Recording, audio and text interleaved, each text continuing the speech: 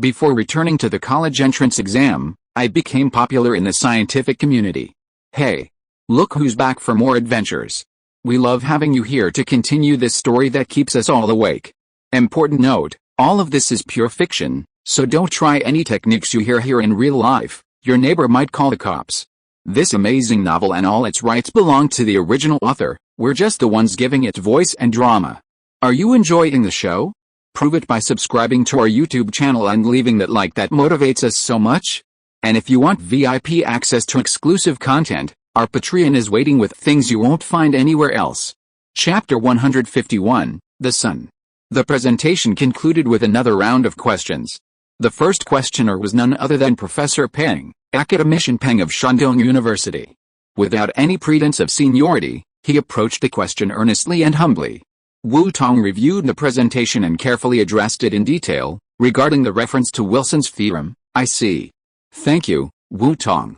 Your presentation was brilliant, and I've learned a lot. Professor Peng, suddenly enlightened, bowed and nodded sincerely to Wu Tong on the stage, expressing his gratitude. As a teacher, he held a teacher with the highest regard, and his attitude was truly dignified. You're welcome, Wu Tong, maintaining the respect of his junior, returned the greeting and moved on to the next questioner. Taking advantage of this open Q&A opportunity, the scholars present, practically putting aside their pride, delved into every possible difficulty they could understand. This was no longer a typical presentation-based questioning. Of course, having been accredited by international experts, Wu Tong's proof of infinite groups was beyond their comprehension. Wu Tong's answers were insightful and concise, with mathematical formulas and key points readily available for immediate application. His vast knowledge once again astounded the scholars present. If it weren't for the youthful face and voice before them, they would have felt as if they were back in their own classrooms, listening to the gray-haired, knowledgeable professor they admired, lecturing and answering their questions. One word from your master is worth 10 years of study. Perhaps it wasn't just a feeling, but a reality. On stage, the young woman they felt was still a young girl, now truly possessing the caliber of a world-class expert. The eyes of the Kyoto University representatives sparkled. This was the shining sun of their university, the pillar of its caliber. The brilliance of a pearl was too faint, only the sun could rival its brilliance. After answering the last question and confirming that there were no further questions, Wu Tong said, "This concludes my presentation. Thank you all for taking the time to attend." He bowed slightly to the audience and gracefully exited. Suddenly, applause roared again, and the crowd watched Wu Tong leave the stage. Everyone understood that, with this, the Chinese mathematical community had gained a young, world-renowned scholar, and Peking University had gained another influential figure. After the lecture, Wu Tong didn't linger for long. After reuniting with Kei Yi, she returned to the school bus and pulled out her phone to see a message from her family. Their flight home that day conflicted with her lecture, so she couldn't see them off. Tong, we arrived at the airport just as you were about to start your presentation. Xiao Wang and Xiao checked us in. Everything is going well, don't worry. Xiao Cheng sent us photos of your presentation. They're absolutely stunning. We're also proud of you. Tong, you're the best. Xiao Wang and Xiao were so thoughtful. We gave them a red envelope before we left, but after going through security, we realized they had stuffed it back. Tong, remember to give them a good review.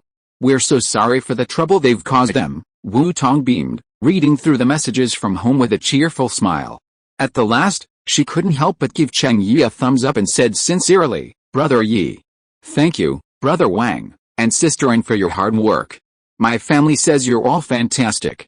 It's a shame I couldn't get Sister An and Brother Wang to accept the red envelopes. As long as everyone's satisfied, that's what we should do. Wu Tong's family's satisfaction was the greatest compliment. It was mainly because Wu Tong had been so cooperative. They felt guilty about the special treatment they received on this mission. It was a rare opportunity to be useful, so they had to give their all. With a beautiful holiday over, students returning to school and adults back to work, some holiday syndrome was inevitable. They wished the holiday were longer, so every day was a holiday. In contrast, Wu Tong, who had already started work and attending academic conferences on the 6th, didn't have any such concerns. What made her regretful was parting with her family. No matter what, every parting was always hard. Wu Tong decided to quickly finish the project she was working on, then take a few days off and go back home. With this motivation, Wu Tong was not a little lazy, but also full of energy. Selecting the tendencies that he liked, Wu Tong attended several lectures in succession. In particular, the lectures of the two newly awarded Hua Award winners, as well as some top domestic scholars, as well-known scholars who have spent most of their lives researching these fields. Their detailed understanding of this field has given Wu Tong a lot of basic filings, allowing Wu Tong to have a deeper and more subtle understanding of these fields. The invited international guests and Mr. Chiu also had a lecture, or it would be more appropriate to say a sharing class. Wu Tong did not miss this rare learning opportunity. The two top international experts, two winners of the field's medal, shared their insights from a high level, which made Wu Tong feel deeply benefited. Wu Tong has read many academic research works of these two people, especially Mr. Chiu, who has made outstanding achievements in partial differential equations and developed partial differential equations in differential geometry. What he shared was the content of this section. Wu Tong's eyes lit up as he jotted down his thoughts in his notebook. The NS equations, which describe the motion of a viscous, incompressible fluid with momentum conservation, are inherently complex and difficult nonlinear partial differential equations. The existence of smooth solutions to the NS equations in three-dimensional space has been designated one of the 7 Millennium Prize problems by the Clay Mathematical Institute in the United States. At the conference, Wu Tong listened intently to Mr. Chiu's presentation, but his mind was ablaze with inspiration, like the collision of the Earth's crust. Fluids are continuous, with pressure, density, velocity, and temperature. Starting from the fundamental principles of conservation of mass, momentum, and energy, consider an arbitrary finite volume, which can be fixed in space or move with a fluid. When the Reynolds number is greater than or equal to 1, outside the boundary layer of a flow object, the viscous force is much smaller than the inertial force, and the viscous term in the equation can be ignored, simplifying the NS equations to the Euler equations for ideal flow. Within the boundary layer, the NS equations can be simplified to the boundary layer equations. Wu Tong's pen began to scribble rapidly on his notebook. A series of mathematical formulas forming on his tip. When Wu Tong suddenly froze, seemingly in a daze, his head lowered as he rapidly wrote something. Yi, who was sitting beside him, immediately sensed something was amiss. This was Wu's special state had appeared. He had nearly fallen asleep from the incomprehensible math seminar, but thanks to his immense willpower, his sharp judgment gave him a jolt, instantly dispelling any sleepiness. Although he remained seated in the same position as before, his inner tension was building. Beneath his slightly drooped eyelids, a piercing alertness shone, ready to unsheath at any moment. Chapter 152 Iron Rule. When they were assigned to protect Wu Tong, they received individual training, focusing on what could be called the Wu state, Wu Tong's unique state of inspirational thinking. According to the information they had gathered, whenever Wu Tong experienced this state, it was accompanied by significant research. The Zhou conjecture, the twin prime conjecture, the Polignac conjecture, and even the undisclosed groundbreaking new aviation material, each one of them astonished the world and amazed the world. Curious about the tongue-twisting mathematical conjectures, they even looked up the problems and proofs. However, when they saw the pages of complex mathematical formulas, they were blinded by them, a sea of circles. Except for the occasional Arabic numeral, they could still recognize them, but when combined with the mathematical symbols, everything became a mystery beyond their comprehension, a cryptic text they couldn't even fathom. They secretly wondered, same world, different brains, compared to these geniuses, were their brains on the same level as animals? Was this the next world-shaking discovery? Yi quietly straightened his back, seemingly like the other attendees intently listening to the sharing session. In reality, he was keeping his eyes and ears open, ready to monitor Wu Tong at all times and respond to any unexpected situation. He was also careful not to allow anyone to peek into Wu Tong's research. Wu Tong's special condition meant that no one could be disturbed unless his life was in danger. This was an ironclad rule. Using Wu Tong's previous achievements as an analogy, interrupting such brilliant inspiration, or allowing someone to peek at it, would be a crime.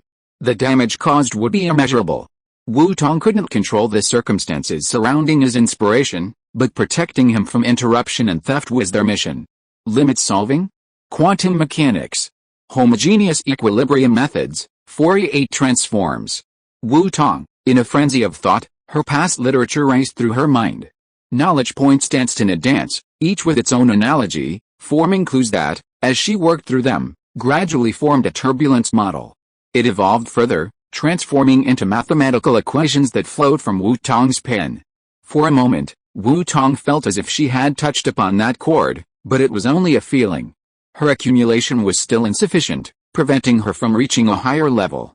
It was too forced, and she couldn't yet pierce the window paper that had trapped so many scholars. Even if that paper looked fragile, its durability was definitely beyond imagination. With a touch of regret, yet also a certain satisfaction, Wu Tong paused and closed her notebook. Just as Mr. Chu signaled the end of the lecture, thunderous applause erupted. She joined in clasping her hands in gratitude. From Mr. Chu's presentation, and the collision of his ideas, she had gained much enlightenment. As the saying goes, one should remember the well-digger. Wu Tong, Ku was a little nervous. Could Wu Tong's inspiration have been interrupted by the on-site environment? However, requesting a special transfer for all the scholars wouldn't be feasible overnight. He didn't yet have the ability to control the entire venue. Brother Yi, don't be nervous. It's okay. I finished thinking, outside, even with Cheng Yi around, Wu Tong wouldn't leave herself completely defenseless. She'd simply been lost in thought. Not completely carried away. Let's go, Brother Yi, let's go back and sort out my findings. Wu Tong bowed and nodded in gratitude to Mr. Chu, who had glanced over from the stage. After Mr. Chu left, Wu Tong quickly followed suit.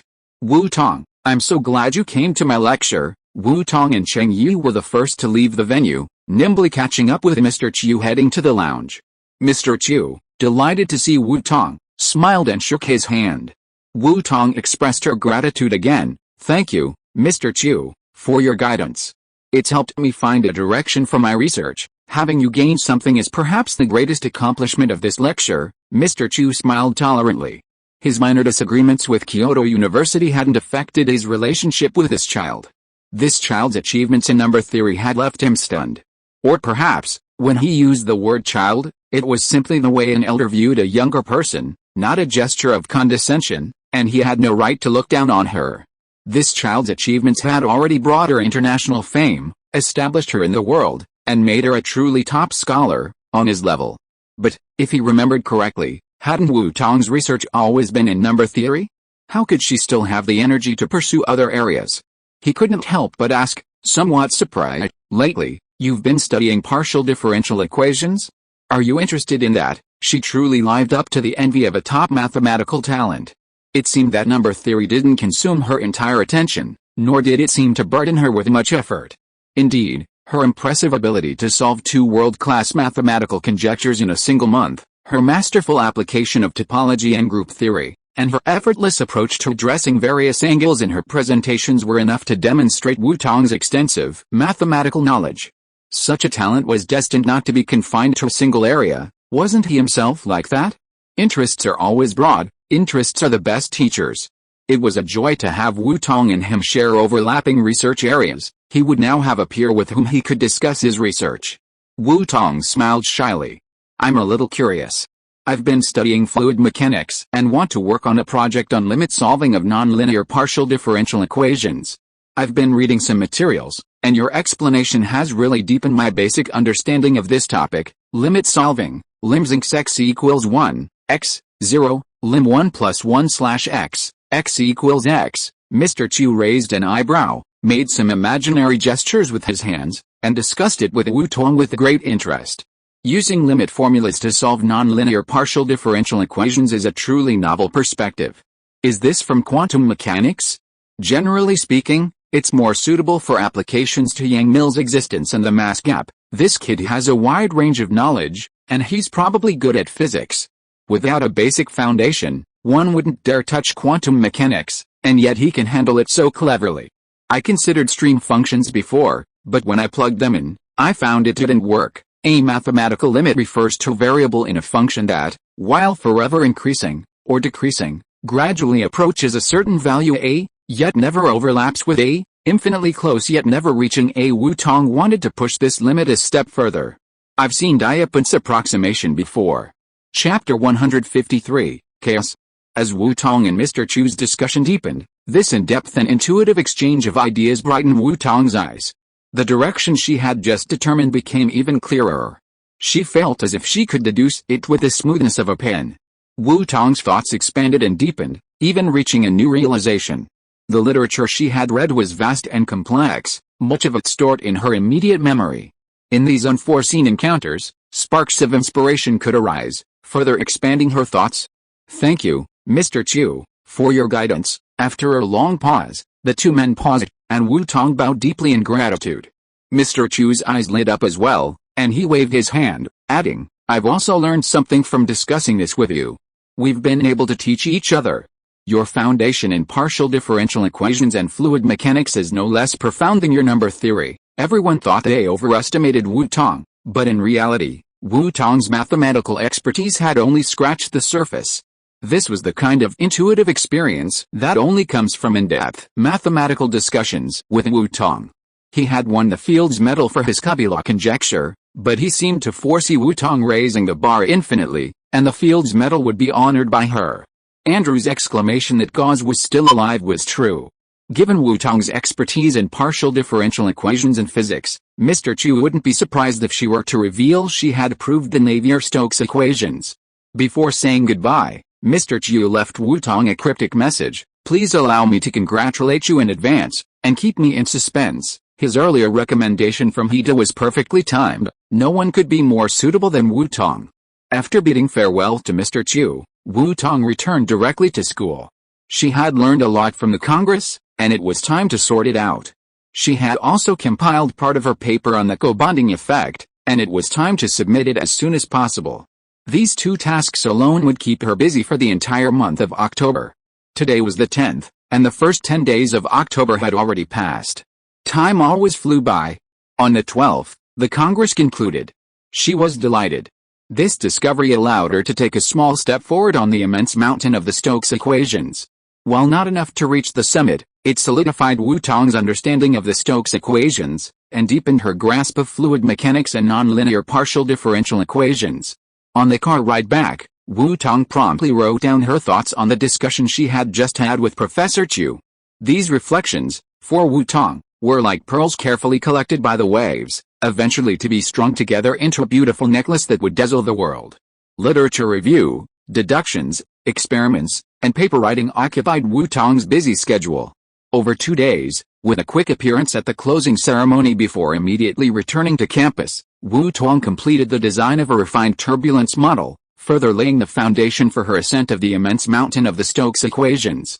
Incidentally, she incorporated the special applications of limit solving for nonlinear partial differential equations she had discussed with Professor Chu into her paper, which she sent to the submission box of the Journal of the American Mathematical Society, for which she had been soliciting submissions, and simultaneously uploaded to the Arvix preprint site.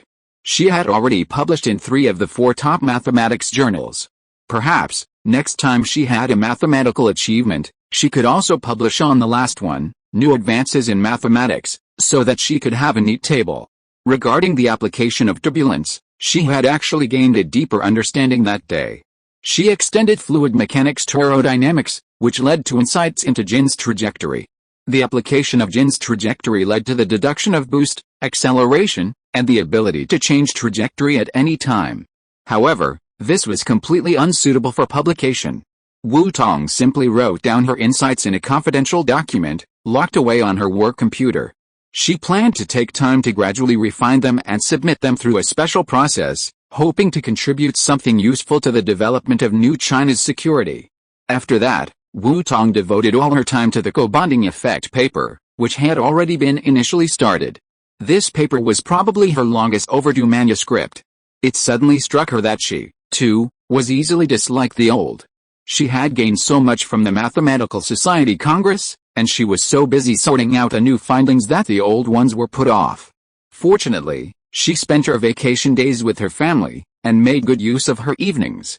She had nearly perfected the general outline, which required further detailed analogical data deduction and verification. Wu Tong spent a week experimenting, organizing experimental data, collecting existing materials, and filing in the gaps in data, ultimately completing the entire paper.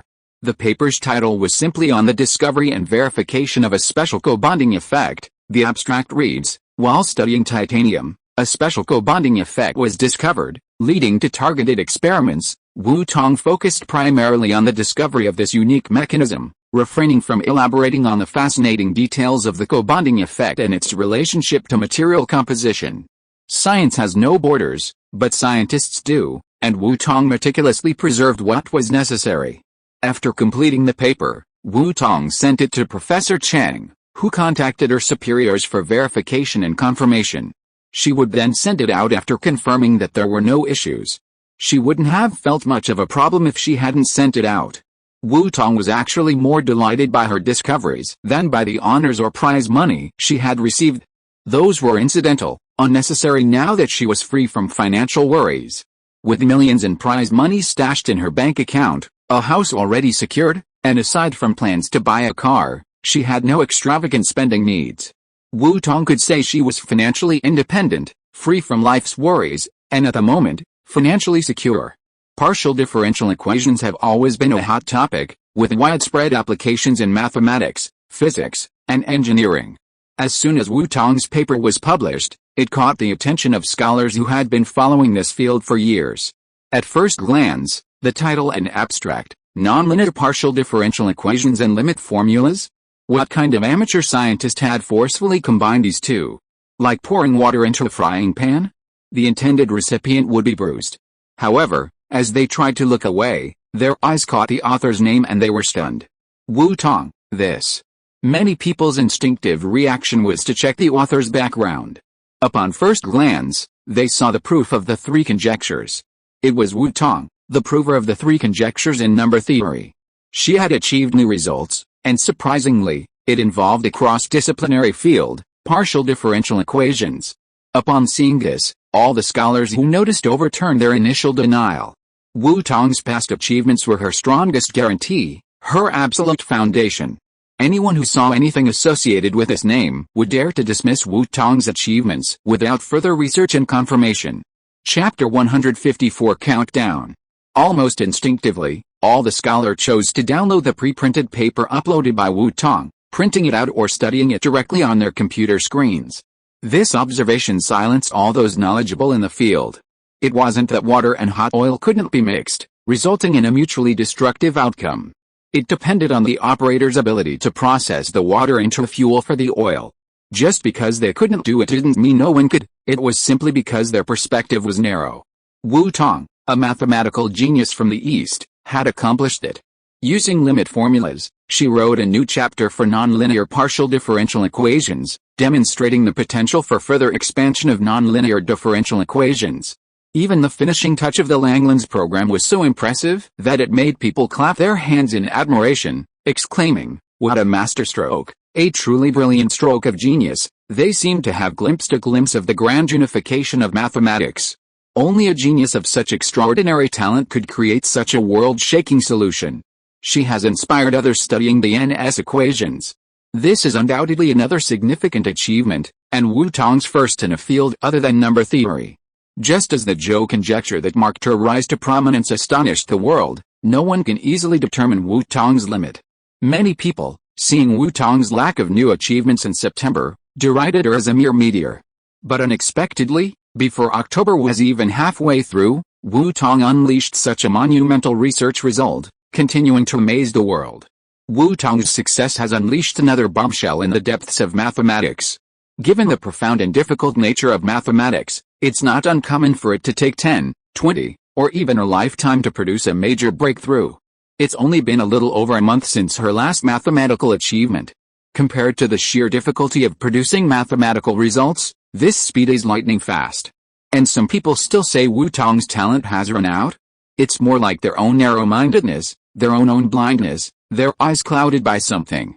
Their minds dried up, they can only slander others, with no possibility of progress. While Wu Tong's new results were being discussed in the mathematical community, Lu Xiao from the Zhizhou 606 Institute reunited with chief engineer Yang Weiyang, who had accompanied the delivery of the brand new WS-15S engine. Together, they gazed upon the silver-gray steel eagle with its wings spread out on the assembly line. It stood there quietly, deep and reserved, yet exuded a pervasive, sharp, and majestic aura.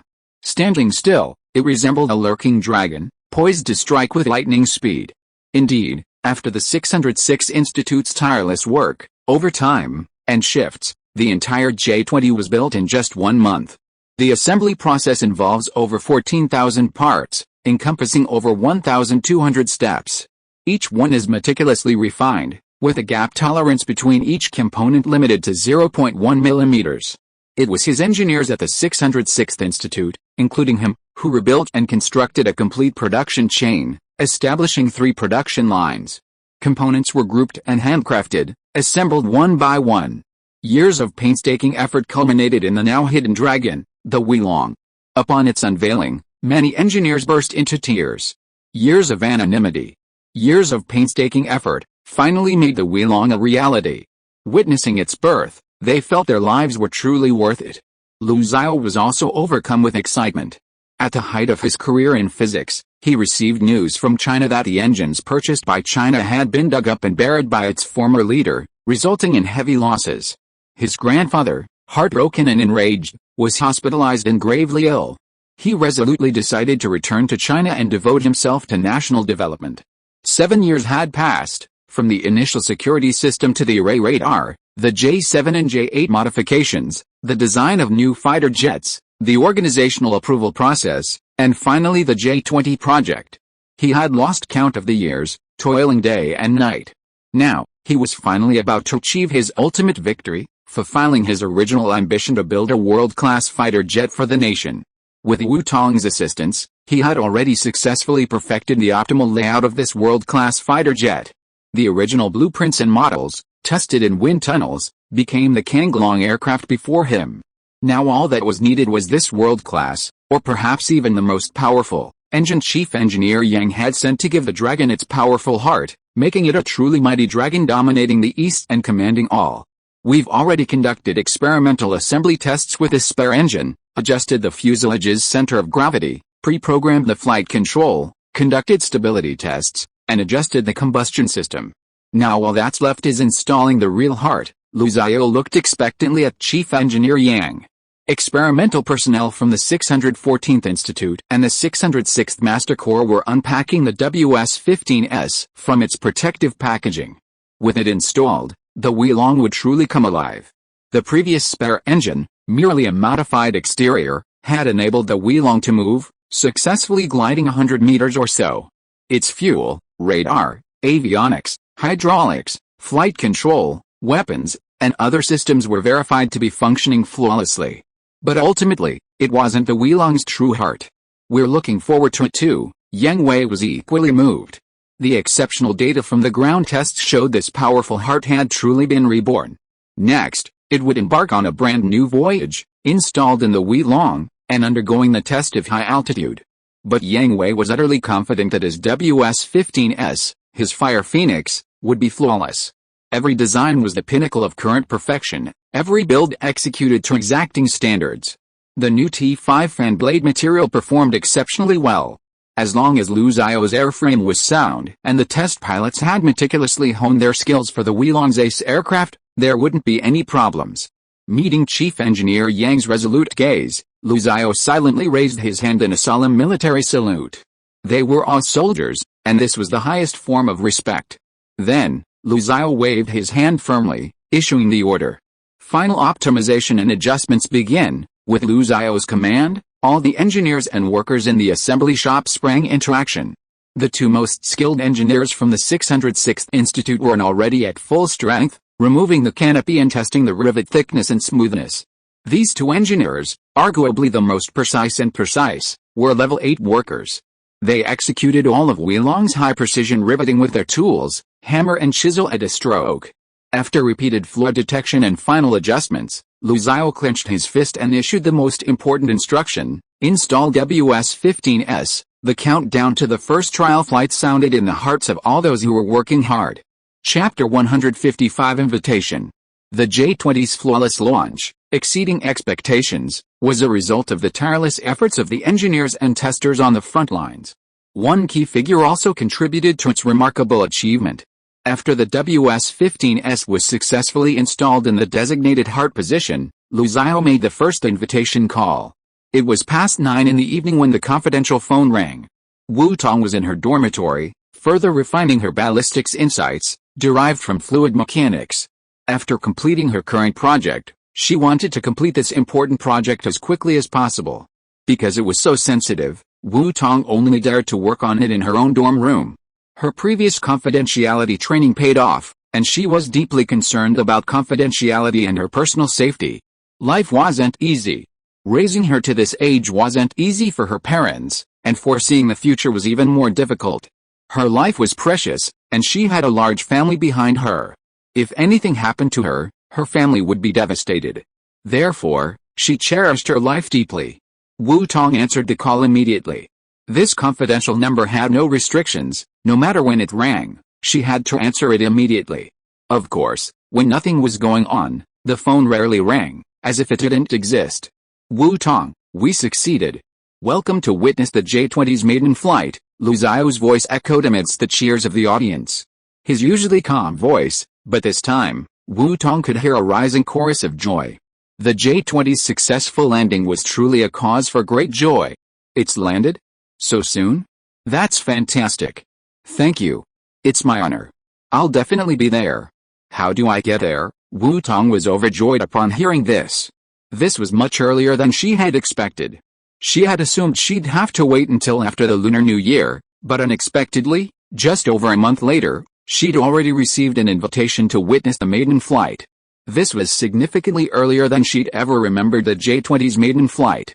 She believed the J-20 service launch would also be much earlier. The Chinese armed forces are about to gain a powerful new member. As a Chinese citizen, the joy and pride are self-evident. Rest first. I'll make arrangements.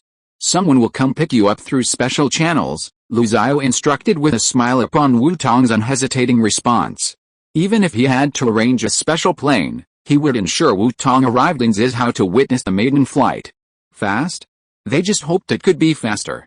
They'd waited too long, made too many changes, and prepared for so long. After settling on the plan, multiple fronts worked almost day and night to finally achieve their goal. Is the J-20 Weilong about to make its maiden flight? Even after hanging up the phone, Wu Tong's mood remained restless. A smile played on her lips for a long time as she immersed herself in a state of intense, undivided attention. Good things come in pairs. Since she'd been invited to witness the maiden flight, she decided to prepare a welcome gift for Comrade Weilong. Let him not only have wings of dreams but also sharp claws. As an advisor to Project Team 20, Wu Tong didn't exercise the administrative authority that came with this title, but this privilege granted her full access to detailed information about the Weilong, including its weapon systems. The Weilong's current strike force is primarily composed of the PL-13 air-to-air missile, the primary weapon system revealed by China. In terms of power, the PL-13 boasts a maximum range of 100 to 150 kilometers, a speed of Mach 2.5, and preliminary active radar guidance. While this represents nearly double the PL-12's capabilities, it still leaves room for improvement compared to international standards and is slightly lacking in power. The PL-15, which will be deployed in future service, boasts a range of 150 kilometers, a higher speed, and a powerful weapon system capable of breaking the Kármán line. While no official project has yet been officially launched, preliminary research is possible. However, Wu Tong has not yet received any information on this, perhaps due to her limited authority. Of course, Wu Tong didn't dwell on the issue, merely glancing over the general information on the PL-13 beyond visual range air-to-air missile. The detailed information was top secret, and Wu Tong hadn't yet requested special deployment, so she hadn't been able to see it. So, she focused on developing a mathematical model based on her current understanding of ballistics. Given the same speed and range, a trajectory without interceptability could be even more unpredictable, offering a surprising advantage. The lights in Wu Tong's dormitory stayed on all night, watched over by Kei and Wenji, the on-duty officers. At 4 o'clock the next morning, an SUV, matching the night's hue, quietly pulled up downstairs. Kei ascended the stairs and gently knocked on Wu Tong's door. Wu Tong, clutching the suitcase he'd prepared earlier, opened the door. "Brother Yi, let's go." "Okay, Wu Tong, I'll be accompanying you throughout this trip." Kei reached for Wu Tong's suitcase. He had received a last-minute notice to escort Wu Tong, and he didn't know the specific destination or address. His only mission was to keep Wu Tong safe.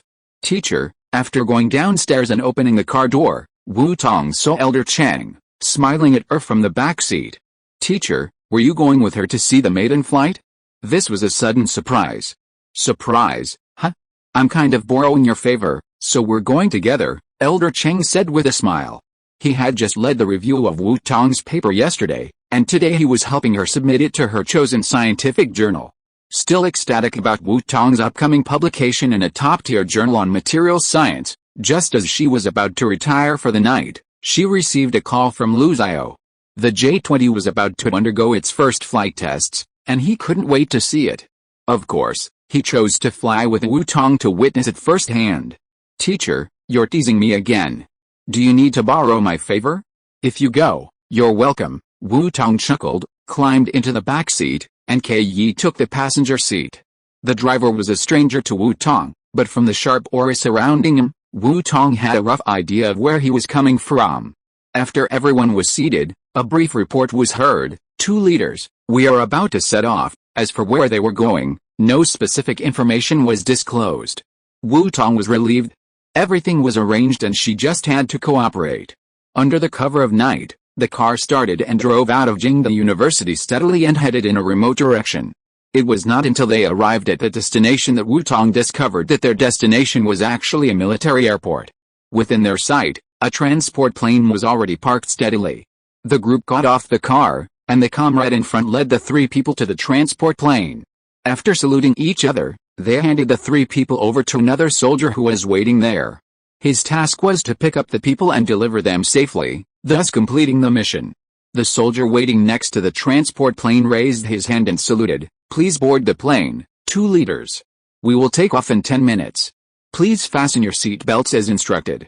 If you are listening to this novel on a channel other than Fanfic World, it means it was downloaded and re-uploaded without effort. We warmly invite you to visit our channel, Fanfic World.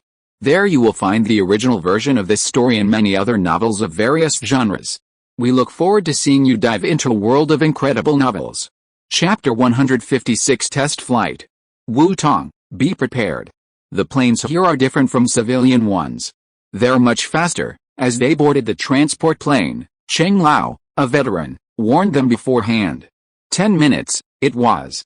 Wu Tong and the other 2 had barely boarded, settled in their seats, and taken safety precautions when the transport plane began to take off.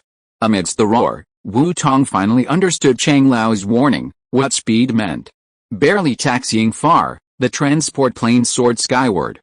As Wu Tong leaned back under the immense momentum, she finally understood what it meant to fly a transport plane like a fighter jet. This was the epitome of it.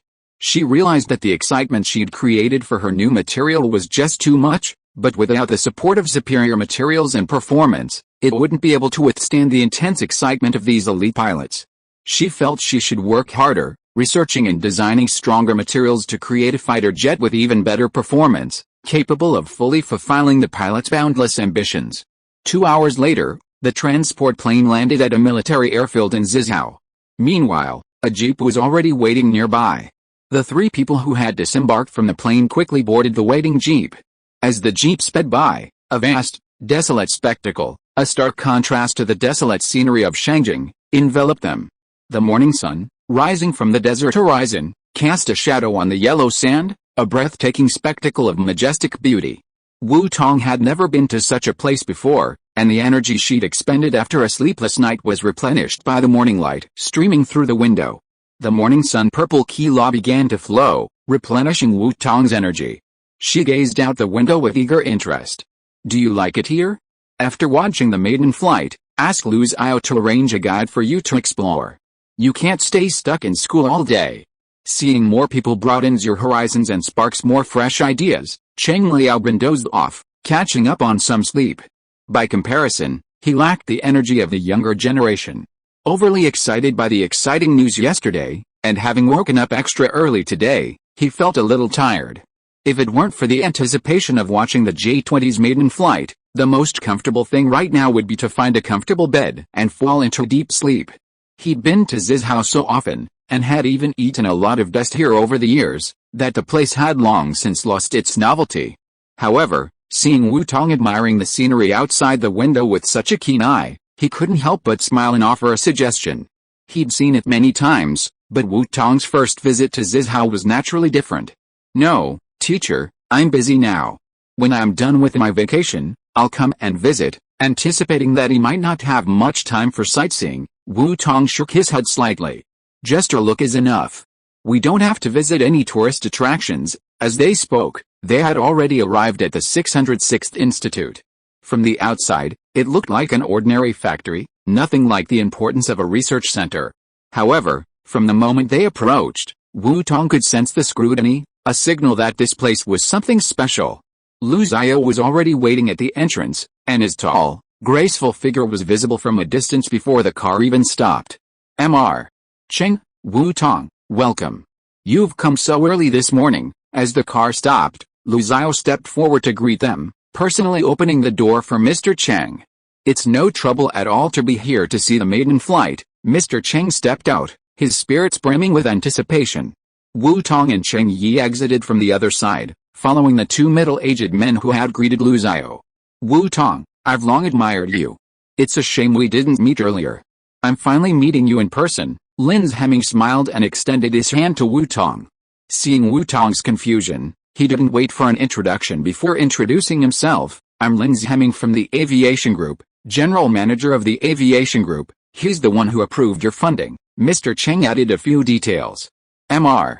Lin, I've also long admired you. Thank you for your trust." Wu Tong immediately realized and returned the handshake, expressing his sincere gratitude. "Wu Tong, I finally meet you in person." Yang Wei spoke, and Wu Tong immediately recognized his voice. He smiled and shook Yang Wei's hand. "Chief Engineer Yang, I finally meet you too." Everything was said without words. After a round of greetings, Lu Xiao led the group inside. The seemingly unassuming 606th Institute was guarded almost every 3 steps, with layers of checks and password-protected doors, giving one a clear sense of its strict security. Wu Tong, aside from his work laptop, left his luggage with the guards and didn't bring any of it in. "Let's have a quick breakfast first, then head straight to the control room," Lu Xiao said, his head tilted.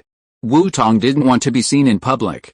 From the moment they entered, they centered themselves around Cheng, with Wu Tong accompanying him. With Cheng around, others would assume Wu Tong was just a student following him to gain some experience, and wouldn't pay much attention to him. At 8:30 a.m., everything was ready. Lu Xiao led Cheng, Wu Tong, Lin Yongming, and Yang Wei to the control room.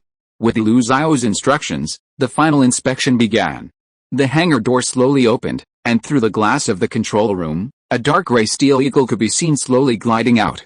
Its sleek lines, sharp nose, and striking wings unfolded like a miracle before everyone's eyes. It announced one thing to everyone: China's 4th-generation fighter jet had been born. Its majestic presence alone moved hearts with an overwhelming warmth. The fighter plane came to a steady stop on the runway, and ground engineers stepped forward to perform a meticulous final check. Before takeoff, every detail was meticulously scrutinized, leaving no room for error. An engineering vehicle withdrew, carrying the inspection personnel and equipment, and the pilot boarded. Dragon 01, check the mask safety valve, all normal, Pilot Xiang Liming replied clearly, following a rigorous and standardized procedure. As an ace pilot, he had previously trained tirelessly for the Dragon test flight, even undergoing intensive training in a simulator. Now, he had finally touched the real Dragon. Before boarding the plane, he was overcome with excitement, grateful for the nation's trust in him and the honor of carrying out this mission. They had long awaited this new generation of formidable fighter jet. Once aboard, he immediately suppressed his excitement, maintaining the essential qualities of a pilot. He remained calm and composed, prepared for any unexpected situation. Dragon 01. Air pressure and weather, air pressure, weather, all normal. Dragon 01, tire pressure adjustment, optimal takeoff conditions have been achieved. Finally, after a series of complex pre-takeoff checks, a voice from the Dragon 01 rang out from the control room. Dragon 01, requesting takeoff, cleared for takeoff. Dragon 01, prepare to taxi out. Lu Xiao gripped a microphone tightly and gave the final command. Roger that, Dragon 01, ready to taxi out. Prepare for takeoff, everything must go smoothly. Chapter 157 Unprecedented. Within sight, the fighter jet began to glide toward the takeoff runway, flames billowing, its vector nozzles adjusting the optimal jet angle as it prepared for takeoff. As everyone counted down in their hearts, a tremendous roar echoed. After a brief taxi, The Dragon 01 soared into the sky, its roar like a dragon's roar, soaring into the sky. Its dark gray frame, shimmering against the sunlight, resembled the golden scales of a divine dragon, gleaming brightly and dazzlingly. So powerful, so graceful, so composed. After reaching sufficient altitude, the fighter jet dove again, then quickly recovered, rising again, diving and leveling off again, accelerating with swift movements, a dazzling flight across the blue sky, accompanied by a constant sonic boom. Its superior performance and superb technology were on full display in this soaring flight. Dragon 01, conduct envelope flight. Roger, Dragon 01 begins envelope flight. The first envelope, the level flight speed envelope, was the fighter's previous limit. The Dragon 01 easily surpassed it, causing the ground control room personnel, watching the data, to pump their fists in excitement, their faces overflowing with joy. Dragon 01, conduct speed overload envelope test, commence hypersonic penetration test. Roger, Dragon 01 hypersonic penetration test, current speed 3.2 Mach, 3.22 Mach, ground recorded data, our aircraft is incredibly fast. Excitement once again filled the ground crew's faces. They had expected the Dragon J-20's data to be impressive, but they hadn't expected it to be this impressive. On its first overcross, it broke Mach 3.22. What a feat. That's about 66 kilometers per minute, nearly 4,000 kilometers per hour, a world record. This is twice the speed of previous fighters. It's not that the previous performance was bad, but rather that the J-20 Dragon is simply too powerful. It was the Huilong's near-perfect aerodynamics that gave it the smoothest airborne flight, and it was the heart of the Huilong that provided it with its powerful, surging power. This wasn't unprecedented in world aviation history. For example, the USSR 71 Blackbird held a speed record of Mach 3.35, and the Soviet MiG-25 once reached Mach 3.2. However, those were light reconnaissance aircraft, while the Huilong was a multi-role heavy fighter. A speed of Mach 3.22 for such a fighter would undoubtedly stand out from the crowd, a truly impressive feat. Huilong 01, reporting the current situation, approaching top speed, engine running normally, no vibration, no malfunction, everything is fine. Xiang Liming's voice was as calm as ever, but within him, a surge of suppressed excitement welled up. Their new fighter had taken flight, and it was flying so well. Mach 3.22. If he hadn't personally flown the data himself, he wouldn't have believed it. Could it be real?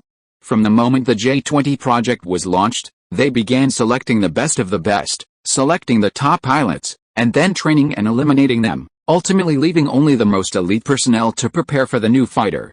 2 months ago, he and his comrades suddenly received a top-secret mission to undergo intensive training for the new fighter.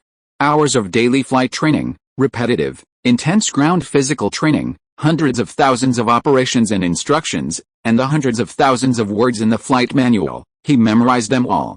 By the time he actually went on the mission, he was fully prepared to sacrifice his life for his country and ride a will.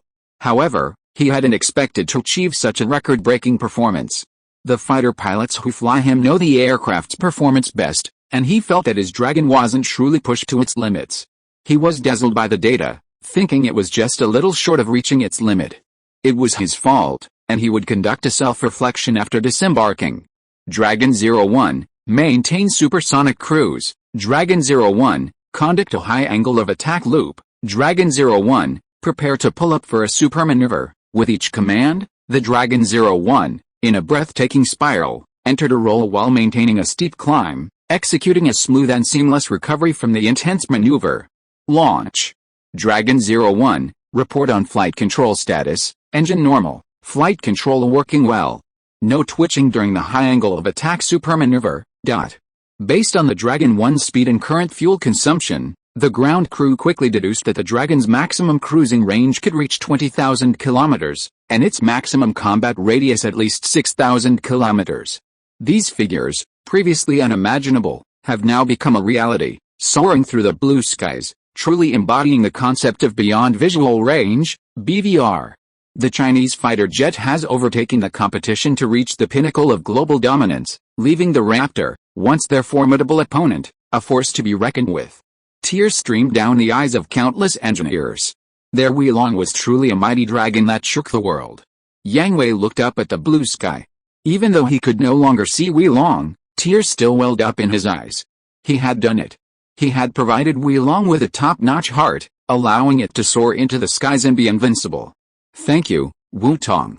Caught off guard, Yang Wei raised his hand to salute, bowing deeply to Wu Tong.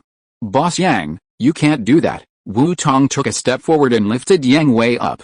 Having such a senior bow to him was really shortening her life. Wu Tong, and me too, thank you. Lu Xiao put down the paging receiver, stood at attention, and raised his hand to give Wu Tong a standard military salute. They were all soldiers, and they thanked Wu Tong with the highest respect they could offer. Wu Tong, I should too. Lin's Hemming was about to follow Lu Xiao's movements. As the head of the aviation group, his emotions at this moment were as turbulent as those of the two chief engineers. When he approved the funding under pressure, he wasn't without his concerns. If it weren't for Elder Chang's backing and the hard data, he truly wouldn't have approved it. But now it seems his decision was wise. His choice to trust Wu Tong was one of the best decisions he'd ever made. Mr. Mr. Lin, please stop getting in the way. Wei Long's success is the result of everyone's hard work. I'm just a tiny part of it, standing on your shoulders to achieve some small accomplishments. Please don't get me down. Wu Tong finally supported Chief Engineer Yang. Lu Xiao's actions were unavoidable, and seeing Lin Hemming's next move, he was suddenly in a state of panic. Alright, just get Wu Tong some concrete things later. Let's forget about this. We're all contributing to the country, regardless of priority, Elder Cheng counseled with a smile. He, a reluctant teacher, felt a sense of pride in his young apprentice's achievements. His face almost overflowing with pride. Chapter 158 Double Happiness. Yes, empty thanks were too hollow. They had already made other arrangements, and now they were just expressing their feelings. An hour and a half later, the Wei Long 01 swooped down and landed safely, marking the successful completion of its first experimental flight. The long-awaited ground crew immediately rushed forward, many of them anxious engineers who had taken over ground crew duties. They were eager to know the current status of Wei Long 1's components after its flight. As for the group of engineers who were vying for the lead, Lu Xiao didn't rush forward to grab the first place. He gave this opportunity to the engineers who had almost exhausted themselves to make the Wei Long take off, allowing them to celebrate. Outside the control room and inside the tower control room, the technicians responsible for providing support at all times took off their hats and hugged each other in celebration, and the whole place cheered. Generous, Lin's Hemming and Yang Wei smiled and gave Lu Xiao a thumbs up. At this moment, Lu Xiao, the chief designer who had single-handedly helped Wei Long take off, was the most qualified to compete for first place, but he didn't fight for it, instead handing it over to someone else. Lu Xiao chuckled, their data will still be compiled by me. I'm just being lazy. Wei Long's successful takeoff fulfilled his long-held ambition, and now, he was in a rare state of relaxation. He hadn't dared to relax in so many days. As the leader, any slack from him would be a tenfold slack from those below. No matter how difficult or strenuous the task, he would lead the team and overcome it. Only now, with the entire crowd celebrating, did he dare to breathe a sigh of relief. To celebrate Wei Long's successful takeoff, I'm giving it a welcome gift. I hope it will enrich Wei Long even more. Wu Tong smiled, extending his hand and handing Lu Xiao a USB flash drive. What's this? Everyone, including Elder Cheng, stared at the small USB flash drive in Lu Xiao's hand. Something Wu Tong had deliberately pulled out must be something truly extraordinary. Wu Tong glanced at the control room door and hesitated. Can I just speak directly? Elder Cheng nodded in confirmation. It wasn't anything top secret. Everyone present had sufficient clearance and was trustworthy. Lu Xiao said, the control room is completely soundproof, that would be enough, as long as it didn't violate confidentiality regulations. She wasn't as experienced as the others in the room with confidentiality research. Some time ago, I attended Mr. Chu's lecture at the Mathematics Congress and discussed it with him afterward. I gained some insights into Jin's ballistics. I've organized them, hoping to make the Wei Long weapon system even more deterrent. From the moment they mentioned Jin Zuzan's ballistics, Elder Cheng and the others wanted to cover their ears. Was this what they were supposed to hear? Even though they had anticipated Wu Tong's unusual move and had prepared for the possibility of new material designs, they hadn't expected it to be an even more classified weapon update. Jin's ballistics? This thing was top secret, right? The words they had just thought about were almost contradicting themselves. It's fair to say that geniuses truly have minds that are unlike any other, navigating diverse fields with ease. Having mastered the materials and helped the Huilong achieve record-breaking success, they've now turned their attention to ammunition. However, such geniuses are truly what China needs most. Regardless of her ideas, the nation will help them turn them into reality. Regardless of her interest, they will spare no effort to ensure that information reaches her, supporting her research. I'll deliver it to President Hu. President Hu Yangxing, a woman of steel, is a top ammunition expert who has led to the continuous upgrades of the PL series of air-to-air missiles. Wu Tong's achievements will surely not be overlooked or forgotten. While witnessing the Huilong's maiden flight test, Wu Tong was once again a viral sensation. The source of this news seems to have triggered a chain reaction. On October 20th, two announcements, almost simultaneously, announced the winner of this year's Humboldt Research Prize to the world. The Alexander von Humboldt Foundation announced that Wu Tong would be awarded the prize. The Humboldt Research Prize, established in 1972, is open to outstanding scientists from around the world outside of Germany. It is awarded to outstanding foreign scholars who have achieved outstanding achievements in basic research, theoretical innovation, and disciplinary leadership, and who are expected to achieve cutting-edge results in the future. The award recognizes their exceptional scientific research and disciplinary leadership in their respective fields.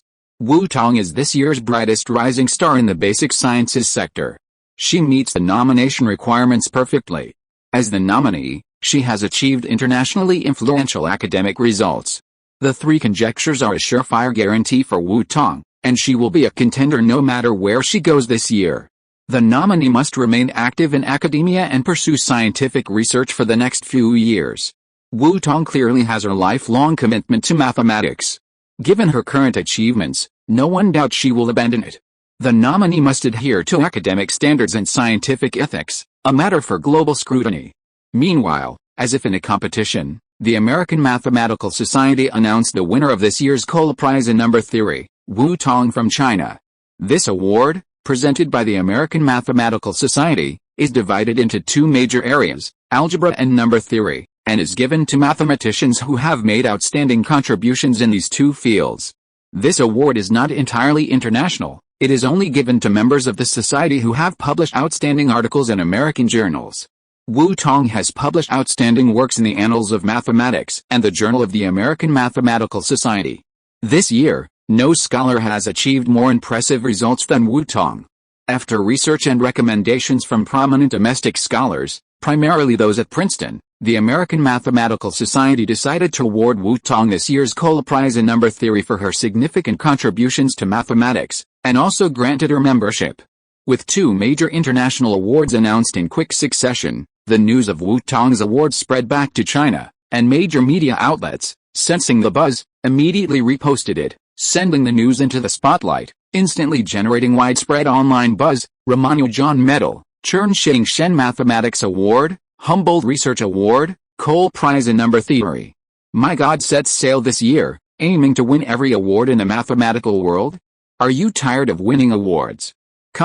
My God is not soft-hearted. I will help my God shoulder this sweet burden of lifting the medals. My God has supernatural powers, and all things return to the origin, all things return to the one Maxwell, the Taoist Heisenberg, the alchemist Nobel, the apple god Newton, the hybrid emperor Yuan Longping, the two bombs god Jin Sanqiang, the number theory wizard Huo Luozhen, the golden wheel king Zhu Changzi, the sage Zhang Heng, the pea shooter Mendel. Our God will also join the scientific sect from now on. All things return to the origin Wu Tong. This is awesome, worthy of our God's arrogance. Chapter 159 Maintenance. Chinese Pride, Chinese Divine Light, shine on China, only I am divine. Of course, this world has its ups and downs, and there's no shortage of sarcastic comments, like, it's just a trivial math award, what's the point? It has no productive value. If you were truly amazing, why didn't you win a Nobel Prize in mathematics? Even some introspective freaks can't help but pop up. What's wrong with this country? What's wrong with these people? The tragedy of our exam-oriented education, they flatter themselves to the very top of the world with the slightest bit of glory. They can only solve a few problems, but have no innovative capacity. I don't see a future for this country, however, These sarcastic public intellectuals and pathetic freaks didn't expect to hide a wall this time. First, there were many knowledgeable and insightful netizens, also ardent fans of Wu-Tong, who relentlessly retorted. Someone who claims to be noble and insightful, when will there be a Nobel Prize in mathematics? Go win one for me, someone who just got off a plane in country M. What do I think of your positioning? You were in a mountain village in China yesterday. How could your master's plane be so fast that you could have traveled through time in an instant? Those who say Wu-Tong isn't great enough, I don't ask for many. Why don't you win an award for me and see? Anyone with a bit of common sense knows that mathematics has always been a playground for top geniuses and a sinking sea for ordinary people. Which of these awards can you possibly win? You can't even get anything. Saying Wu-Tong isn't innovative? That's the biggest joke I've heard this year. To quote the words of internationally renowned figure Andrew Wiles, who first published Wu-Tong in a top magazine, this is an innovation. Let us solemnly introduce this pearl of genius from the East to the world. Let the world marvel at the light of Wu-Tong. The entire internet was celebrating Wu-Tong's award, but there was also some chaos. As for those celebrating Wu-Tong online, as long as they didn't leak information, those responsible for protecting and following Wu-Tong were only guided in a positive direction, without any further interference. However, those who attacked Wu-Tong and smeared him were within their reach. Pan Wenho was furious and issued a death order. Everyone should be sued. He asked the Peking University Law School to provide backup, and all those top lawyers with nothing to do would go to him. It would be up to them to protect the school's honor. Who would dare to speak nonsense and slander the pride of Peking University? So, these so-called sour chicken public intellectuals were sad and weird. One by one, they received a lawyer's letter, and suddenly they were shocked and speechless. All the previous comments were instantly deleted. They had been rampaging more than once, but who would have thought that they would really get into trouble? Enthusiastic netizens who noticed this attached screenshots in the comments section just in case, showing the internet has memory thoroughly. Major universities forwarded their support, giving face to Peking University and Wu-Tong. It was a simple thing, so why not do it? The team responsible for protecting Wu-Tong saw the J-20's maiden flight successfully land. With Wu-Tong's assistance, the team achieved an impressive double in data, surpassing expectations, and submitted the Jin family's ballistic research. Wu-Tong's importance was further heightened. This was a stark demonstration that this top-tier national talent, possessing great potential, was also deeply patriotic and dedicated to the nation. They must ensure Wu-Tong's full protection. Normally, Wu-Tong was mostly absent from the campus, leaving them with little use. Now, at last, they had a role to play. The National Security Backup Team immediately directed commenters to prevent excessive searches for Wu-Tong. They also worked with a technical team to uncover the true identities of those who were seeking unrest. Legal notices were sent directly to their homes.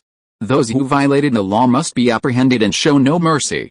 Those with a malicious intent must be thoroughly apprehended, serving as a warning to those online who harbor malicious intent, whether expressed or unexpressed. The internet is not a lawless place. With the advancement of technology and the widespread use of the internet, this is essential. Meanwhile, across the sea, at the Scientific Review Center, a review editor was also exclaiming, "What? Is this a materials science paper or a mathematics paper?" It was submitted to the wrong place. To us, the title clearly indicated a materials science paper, but the main text was filled with complex mathematical formulas. She considered her math skills acceptable, but she couldn't quite make sense of it all. However, she couldn't immediately dismiss it. The paper's author had an impressive resume, having proven 3 major conjectures. Who could easily disprove her work? Even if she had crossed over to the materials science field? This kind of paper was even more troubling than those fabricated, disorganized papers. Had that mathematical genius, tired of staying in the math world, come to wreak havoc in the materials science field? Forget it. Who among the materials scientists had a solid mathematical foundation? Professor Sater from UC Berkeley? Professor Omar Ma from Stanford? A Wolf Prize winner in chemistry and a Nobel laureate, reporting to the editor-in-chief, let those bigwigs worry about it. These small fry have no business criticizing the opinions of giants. When the international materials science experts contacted by the scientific editorial department saw the paper, their reaction was no better than that of the reviewing editor. How could they easily understand such a complex mathematical model? A sense of unease settled over these top scientists. Mathematicians should focus on their math skills. It would be maddening to have them, the material science folks, torment them. Ultimately, they reluctantly admitted they needed help and reached out to their close mathematical friends. This was a rare first, and for someone with their experience, even seeking help was a rare experience. Wu Tong's paper once again sent the material science community into a state of turmoil. Our understanding of particle synthesis in materials is still rudimentary, and Wu Tong's co-bond theory has filled a gap. It holds immense promise for understanding bonding in materials chemistry. If they can uncover the special mechanism between the atoms of a material, they'll be able to get ever closer to the essence of matter. Wu Tong's theory is merely a foundational theory within the natural sciences, focusing on a special co-bonding effect that occurs when elements form chemical bonds. It doesn't suggest that this mechanism can be exploited to make alloys stronger. So there's no need to worry that releasing this theory will lead to groundbreaking alloys like T4 titanium aluminum alloy or T5 nickel iron alloy.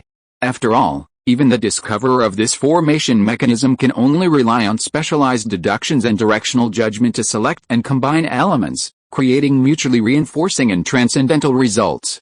Just like how countless people around the world have devoted themselves to studying the theory of relativity, how many have actually been able to truly harness it? Chapter 160 Building a Tower. Wu Tong was not concerned about the turmoil in the outside world. After watching the maiden flight, Wu Tong was invited by Lu Xiao to visit the 606th Institute to see the Chinese fighter planes that had served in the war in the Martyrs' Cemetery, witnessing the heroic and difficult rise of China. Unbeknownst to them, while they were growing up healthy and strong, so many people paid the price of blood and young lives for the peace, prosperity and well-being of this country. After leaving the Martyrs' Cemetery, Wu Tong's heart could not calm down for a long time. She did not stay for long, and with a heavy heart, she returned to Peking University with Chang Lao again. She wanted to do something, to do more within her ability. Could it be that it could reduce some unnecessary sacrifices? Wu Tong carefully sorted out the topics at hand. The turbulence model had been completed, and the research on the NS equation was a major direction that would not be achieved overnight. She also had to continue studying various literature and the knowledge involved in this equation, building a building step by step. With a successful test flight of the Wei Long, the T4 and T5 materials have officially reached completion and are being manufactured in a state-classified factory, freeing her from further concerns. She's just starting to develop a starting point for the silicon oxide reduction material. Further deduction and expansion of the framework are needed, along with the addition of new components, to gradually transform it into the desired material. This is a significant undertaking, and for now, she's focusing her research on this material. The subsequent surge in inhumane behavior and the release of nuclear-contaminated water into the ocean have caused widespread panic. Water is the most fundamental substance for human survival, and it's essential for human survival. 70% of the Earth's surface is covered by water, yet vast seawater resources remain inefficiently utilized. Western China suffers from perennial water shortages, and many of the heavy metals that can affect human health are valuable resources. Wu Tong's ideal goal is to ensure safe drinking water for all, provide sufficient water resources, transform harmful substances in water into useful resources, and increase national reserves. Toward this goal, Wu Tong diligently studies and deduces about dynamics and fundamental mechanics in physics. Wu Tong also squeezed in the necessary knowledge, including material mechanics, molecular materials science, and more detailed chemistry. This was all part of her learning, as she was fully prepared for the PL series, which would require her assistance. Consulting literature, improving her knowledge, and conducting experiments were Wu Tong's constant focus. As November approached, the air in Beijing gradually cooled with each autumn rain. Her family repeatedly reminded her to gradually add more clothes to avoid the cold, and Wu Tong patiently complied. Although the current weather didn't affect her much, and she could wear the same thickness of clothing year-round, there was a sense of coldness. Her family felt you were cold. Therefore, Wu Tong adapted to the changing seasons, adding clothes according to the changing temperatures. Her closet was overflowing. Last time, when her mother and aunt-in-law came over for National Day, they practically filled her wardrobe with clothes. Wu Tong was only thankful that her mother and aunt-in-law only let her try on a few pieces for size, rather than asking her to try on everything. Otherwise, the workload would have been too much for the average person. Her family had taken care of everything she could think of, even the most unexpected. She only needed to change her dorm clothes according to the season. Even this responsibility had been taken over by Wenchu, leaving Wu Tong with absolutely no worries. Wu Tong's lack of care in the protection work was a waste of resources and manpower. They needed to find some value for themselves. Wenchu had gradually begun to take on some of Wu Tong's daily responsibilities, becoming her personal assistant, a move from underhanded to overtly presenting herself as Wu Tong's assistant. In her free time, she had taken advantage of her assignment at Peking University to carefully attend management courses. She was determined to do her best and not hinder Wu Tong's progress. Besides her own academic progress, Wu Tong also had to review manuscripts for the 4 major mathematical journals, develop new materials, conduct mathematical research, and attend numerous conference invitations. She truly needed an assistant who could handle the less confidential matters. This assistant, assigned by a security officer, would ensure complete confidentiality. Their goal was to allow Wu Tong to focus fully on her studies and research, unburdened by trivial matters. Wasting Wu Tong's time, which could be spent creating miracles at any moment, on trivial matters is a crime. The Dean's Office of the School of Mathematics. Wu Tong, try this cumin black tea. How about it? A little in late autumn, it warms the stomach. Are you settling in well lately? Pan Wenho handed Wu Tong a cup of tea, and Zhou Wenping sat beside him. It was a rare opportunity to catch Wu Tong in the School of Mathematics today, so Pan Wenho invited him to his office for a chat. This occasional, personal checkup was a gesture of care from their faculty. Delicious, Wu Tong praised, her most straightforward exclamation. She didn't know much about tea, color, aroma, and leaf shape were too much for her, so she simply intuitively judged its taste. Delicious. I'll bring you 2 boxes later. You've been studying the NS equation lately. Is that your next target? Was Wu Tong's focus returning to mathematics? This was something everyone in the School of Mathematics was eagerly anticipating. They had recently thoroughly researched Wu Tong's latest results on nonlinear partial differential equations, and they clearly pointed in the right direction. Some people thought Wu Tong's choice was too ambitious. Having just solved a few number theory problems, she was already eyeing the millennium problem. And it wasn't number theory, her specialty, that was the problem, but the cross-disciplinary Navier-Stokes equations. If the 7 millennium problems were truly so easy to solve, Perelman wouldn't have conquered only the Pompadour conjecture. However, since Wu Tong had chosen this topic, it was safe to say she wasn't capable of such a miracle. At the very least, Pan Wenho and Zhou Wenping were supportive and encouraging teachers. They didn't expect Wu Tong to solve the Navier-Stokes equations all at once. It's good to work slowly and see results in the chosen direction. Aren't many of the world's top researchers also making interim progress on the 7 millennium problems? I'm still doing some bricklaying and walling work. Whether I can top out the building depends on luck. Wu Tong was certain she would achieve her goal one day, but she couldn't pinpoint the exact timeline. Inspiration struck, unwaveringly, in a flash. However, she had to do a good job of laying the groundwork before inspiration struck, creating the perfect conditions for it to arrive. Otherwise, how could an empty brain welcome the collision of sparks of thought? Wu Tong believed that inspiration was more about the true knowledge that emerged from the collision of thoughts at a certain level. Chapter 161 Outstanding Youth. Aren't we all just laying bricks and building walls, adding to the edifice of mathematics? Zhou Wenping couldn't help but chuckle at Wu Tong's modest description. On the path of mathematics, some simply repeat the steps of their predecessors, while others use their own abilities to add to the edifice. Wu Tong is clearly part of that process, laying a strong foundation. It's already very good. Take your time. Mathematics is a gradual process of improvement. Don't pay attention to those unnecessary online comments, Pan Wenho instructed carefully. Recently, the internet has been abuzz with controversy. Their main concern is that with so many young people online these days, Wu Tong might be harmed by these unscrupulous online comments. After all, there are always those online who feel they can act recklessly through the internet, launching vicious and hurtful attacks. No matter how dazzling Wu Tong's achievements are, she's still a child. As a teacher, besides overseeing her studies and research, she must also constantly monitor her mental health. Psychological issues are a major preventable issue in the scientific research community. Online? I haven't been online much lately. I haven't paid much attention. Is there anything special? Wu Tong has been so busy lately that she almost kicked her head. Electronic devices have completely degenerated to the point where they are only used for communication and searching for papers and literature. Even in confidential places, the internet is directly disconnected. She really has no time to pay attention to what is hot on the internet. No, it's not worth your time, Zhou Wenping said repeatedly. He and Pan Wenhu looked at each other and felt relieved at the same time. It was better that Wu Tong didn't see it. Now that the situation has changed, there is no need for him to know.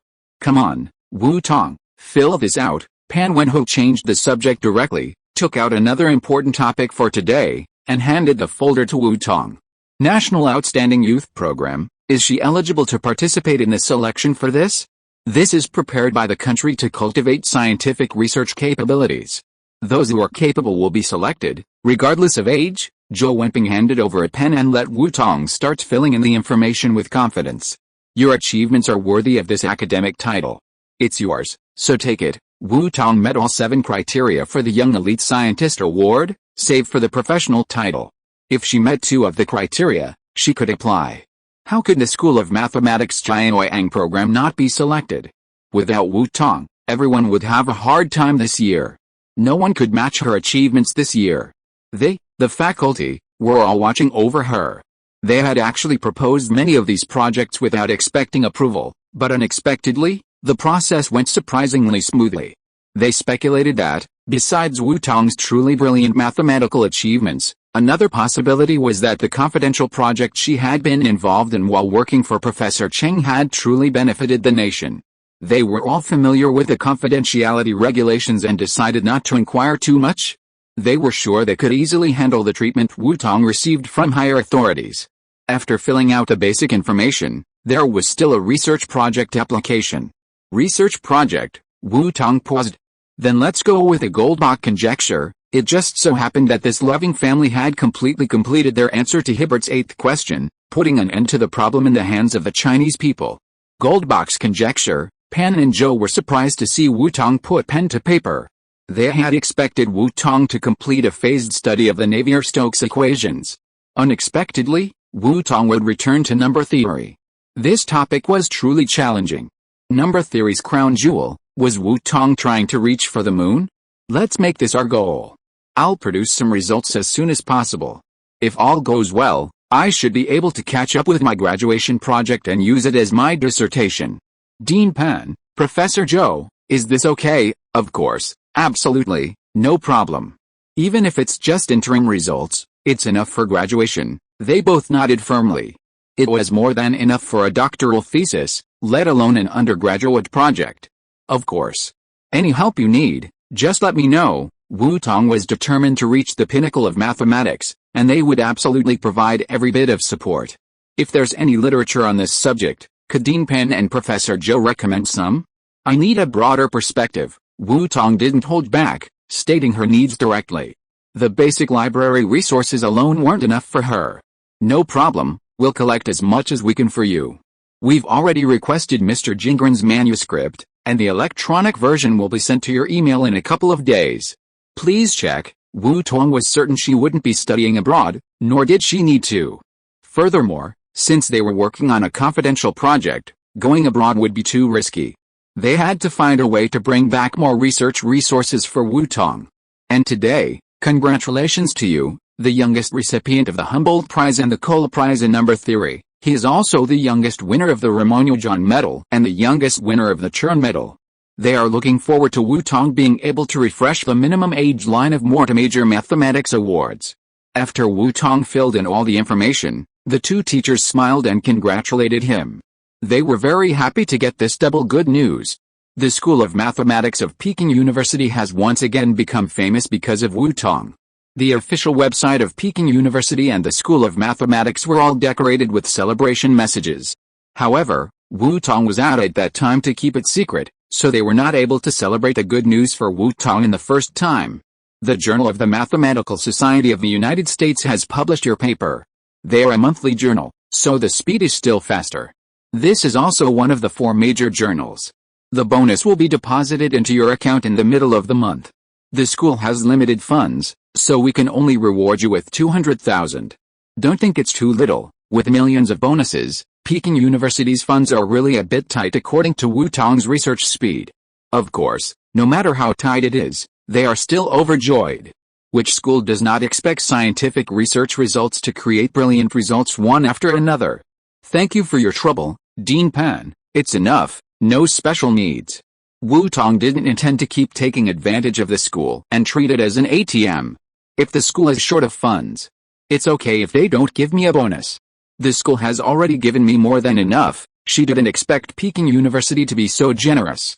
Before and after the start of the school year, she had already taken away millions in scholarships from Peking University, which really made her feel embarrassed. This was not her original intention for making those achievements. It doesn't matter. It doesn't matter if you have the ability. I was just joking. The school is in pain and happy, and it's rejoicing. Giving you that little bonus won't ruin the school. Pan Wenho quickly waved his hands. He was just joking out of habit. Don't let the kids take it seriously. Peking University is not in such a difficult situation that it can't afford to give students bonuses because their students are too outstanding. If this word gets out, the neighbors will laugh their heads off and even throw a lot of money at their neighbors. That would be terrible.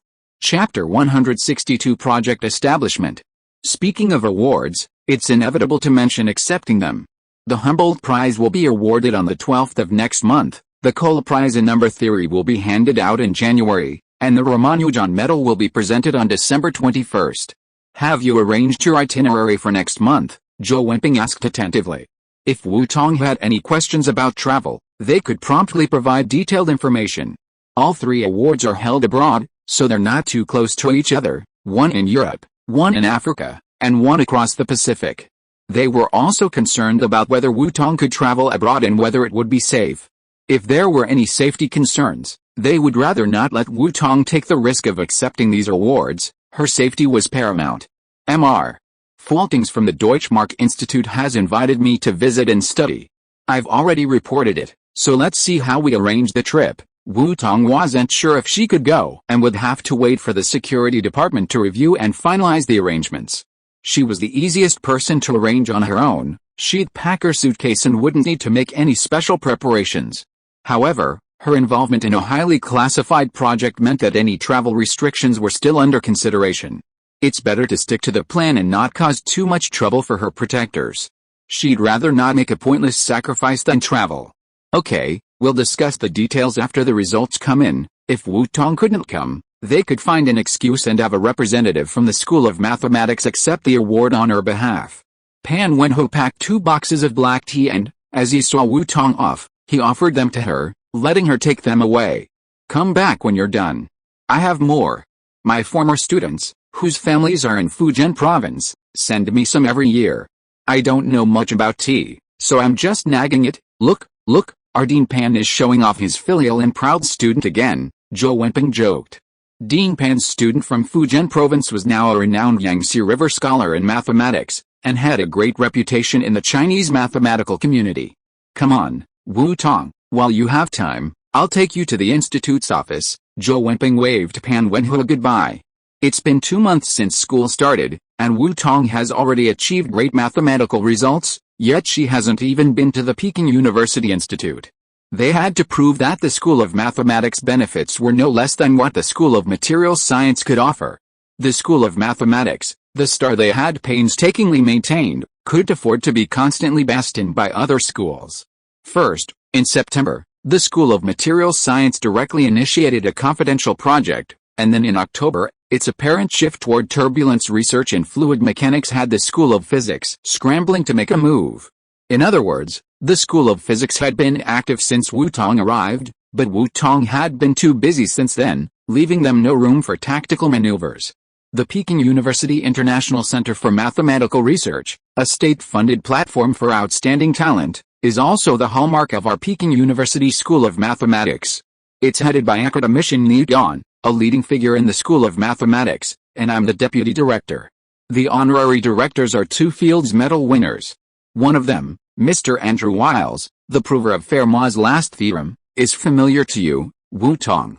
The other, Mr. Stephen Smale, whom we met at the Hydra International Mathematician Congress, is also familiar to you. Zhou Wenping spoke as they walked, briefly introducing Wu Tong to the center, giving him a deeper understanding.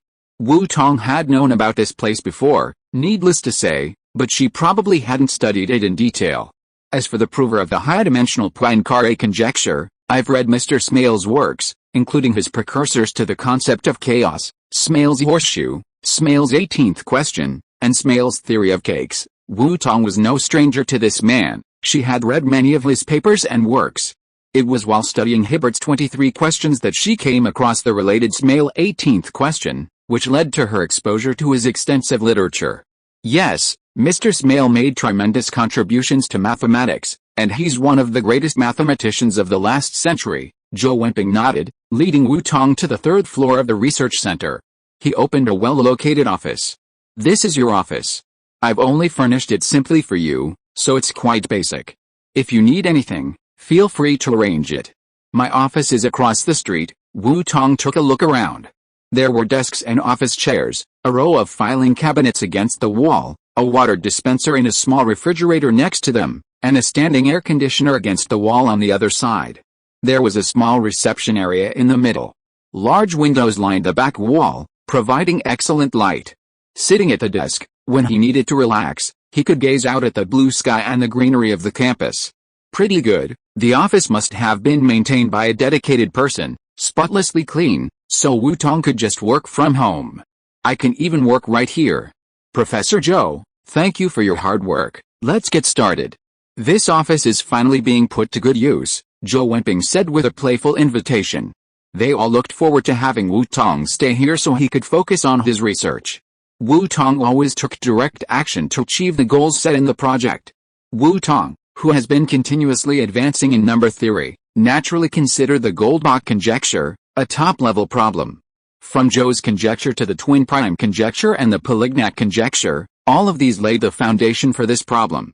In 1742, Goldbach's letter, delivered across the war, reached Euler, asking him whether any integer greater than 2 can be expressed as the sum of 3 prime numbers. To this day, nearly 300 years later, a perfect answer remains unanswered. Using a plus b, express the following proposition: every large even number n can be expressed as a plus b, where the number of prime factors of a and b does not exceed a and b, respectively. Clearly, the Goldbach conjecture can be expressed as 1 plus 1. Progress in this area has been achieved through the sieve method. From 9 plus 9, 7 plus 7, 6 plus 6, and so on, all the way to Mr. Jingrun's proof of 1 plus 2. This is the result of the unremitting efforts of our predecessors to advance this conjecture. They seem to have pushed the sieve method to its limits. Many scholars doubt that the sieve method has reached its end, but has it really? Wu Tong, a skeptic, has always disbelieved what anyone says. Her intuition tells her that the sieve method has not yet reached its end, and there is still ample room for improvement. This has been demonstrated by the infinite group proof method that preceded her, and her supplementary application of topology to the sieve method has already proven the point: the sieve method has not reached its end. Facts speak louder than words, and rather than refute, Wu Tong prefers to verify her intuition with action. Starting from the question itself, following the path of the predecessors, Wu Tong began to deduce, starting from 9 plus 9 and moving towards 1 plus 1. Restarting the deduction from the beginning, she perceived the correct direction in each direction. Only by starting with the right direction from the beginning can she stay on the right path, encounter more ideas from the predecessors, and perhaps catch that spark of inspiration? If you are listening to this novel on a channel other than Fanfic World, it means it was downloaded and re-uploaded without effort. We warmly invite you to visit our channel, Fanfic World. There you will find the original version of this story and many other novels of various genres. We look forward to seeing you dive into a world of incredible novels. Chapter 163 Request. Any even number, natural number, can be written as 2n, where n is a natural number. 2n can be expressed as the sum of n different pairs of natural numbers. 2n equals 1 plus, 2n1, equals 2 plus, 2n2, equals 3 plus, 2n3, equals n plus n, eliminating any unsuitable pairs. Sitting at his desk, his mind wandering, Wu Tong wrote down his deduction on a piece of scratch paper. Gradually, his thoughts expanded, mathematical symbols swirling through his mind, forming formulas of unique mathematical beauty that emerged from his pen onto the paper. After 3 days, Wu Tong had reached the 3 plus 4 deduction stage. Through his own deductions, he gained a deeper understanding of both the Goldbach conjecture and the sieve method. While he hasn't quite figured out how to prove 1 plus 1, with the knowledge he's gained so far, with some minor progress, it should be possible. If his thinking flowed smoothly, perhaps he could achieve some interim results? I wonder if, after the project is approved, he'll need to provide regular updates on progress. Wu Tong brushed off the fleeting thought and continued to immerse herself in the deduction. She never despised slow progress, inching forward. Even a tortoise, no matter how slow it crawls, will eventually reach its destination. It's just a matter of time. Wu Tong worked on her deduction methodically, without a trace of anger. As she was writing the next step in the deduction, the phone rang. It was a confidential number. Pulling out her phone, Wu Tong frowned slightly. What had happened to Wei Long? Teacher Lu. Without hesitation, Wu Tong dialed the line. Is there anything the project team can assist me with? Wu Tong, are you at Peking University now? Is your time convenient? Lu Xiao's voice came through the receiver, and from the sound of it, he didn't sound anxious. Wu Tong's heart relaxed slightly. Yes, I'm at the Mathematical Research Center, Teacher Lu. We'll be at Peking University soon. I need to visit you about something. It's not convenient to talk over the phone. Can we meet at the Chengleo Research Institute? Lu Xiao said from a nondescript car on the street outside Peking University, gazing at the outline of Peking University just ahead. Beside him sat a serious-looking middle-aged woman. They were in a 7-seater commercial vehicle, with a front passenger seat and 3 people in the back. Her straight back and unusual posture made it clear she wasn't an ordinary person. Cheng's laboratory was also the nearest, safest, and most convenient place. Okay, I'll be right there, Wu Tong said without hesitation, hanging up the phone and heading for the Materials Research Institute. The School of Mathematics was quite a distance from the School of Materials Science, and by the time she arrived, a car had just pulled up in front of the institute. Cheng was already there. Teacher, Cheng nodded, looking towards the parked car. Cheng, Wu Tong. Lu Xiao pushed open the door and stepped out, greeting with a smile. Excuse me for disturbing you. Simultaneously, Cheng opened the door on the other side and nodded to the person exiting. Mr. Hui, welcome to the Peking University Materials Research Institute. Wu Tong, this is Hui Yangxing, Mr. Hui, currently the chief designer of the Plow air-to-air missile. Cheng leaned over and softly introduced himself to his young apprentice. Lu Xiao wanted to use his institute to discuss matters and had given him a heads up. Hello, President Hui, is this the Iron Lady? Wu Tong admired her and put herself in the position of a junior. She respectfully stepped forward and shook hands with Hui Yangxing. While they were greeting, the other comrades in charge of security work had quickly gotten out of the car and quietly set up defenses around the perimeter. Hello, Wu Tong, excuse me for disturbing you. I asked Lu Xiao to bring me to visit you. Hui Yangxing simply shook hands with Wu Tong. Her eyes were bright. If it weren't for the wrong place, she would have wanted to pull Wu Tong aside to discuss how such an amazing defense-breaking ballistic trajectory was deduced. It took her group of researchers about 10 days just to study and understand it completely. She herself also spent nearly 5 days to fully understand it. You can imagine how shocked she was when she learned that this ballistic trajectory was actually deduced by a little girl. Only missile experts know the true value of this ballistic trajectory document. Upon receiving it, she was struck by its extraordinary power. After studying and understanding it, she was even more astonished. Only key personnel were allowed to study the fundamentals. This information could be classified as state secret. Initially believing Lu Xiao to be the author, she eagerly headed to the 606th Institute to discuss specific implementation plans with him. However, upon reaching the 606th Institute, she discovered that this document had been created by this prodigy. It involved a classified list. Without her clearance, she would never have known about Wu Tong's existence and personally met with him. Let's go in and sit down. It's inconvenient to talk outside. Elder Cheng glanced around. Fortunately, it was class time, so few people were outside. However, it wasn't a good idea to linger for long. He opened the door to the institute and led his group into his office. I'm offering this as a token of my appreciation. Old Pan sent Wu Tong some Keeman black tea. Wu Tong, as a gift, I'm not good at the intricacies of tea making, and I don't have all the utensils. Just make some hot water, and we'll make do. Old Cheng didn't let Wu Tong help. He grabbed the teapot, brewed the tea himself, and brought it over. Lu Xiao took it, smoothly pouring the tea into the cups. I still have some of the little skills I learned in my youth. Tomorrow, when I have time, I'll make you some good tea. He was a bit unstable in his youth, but the old man pushed him into learning calligraphy and tea ceremony.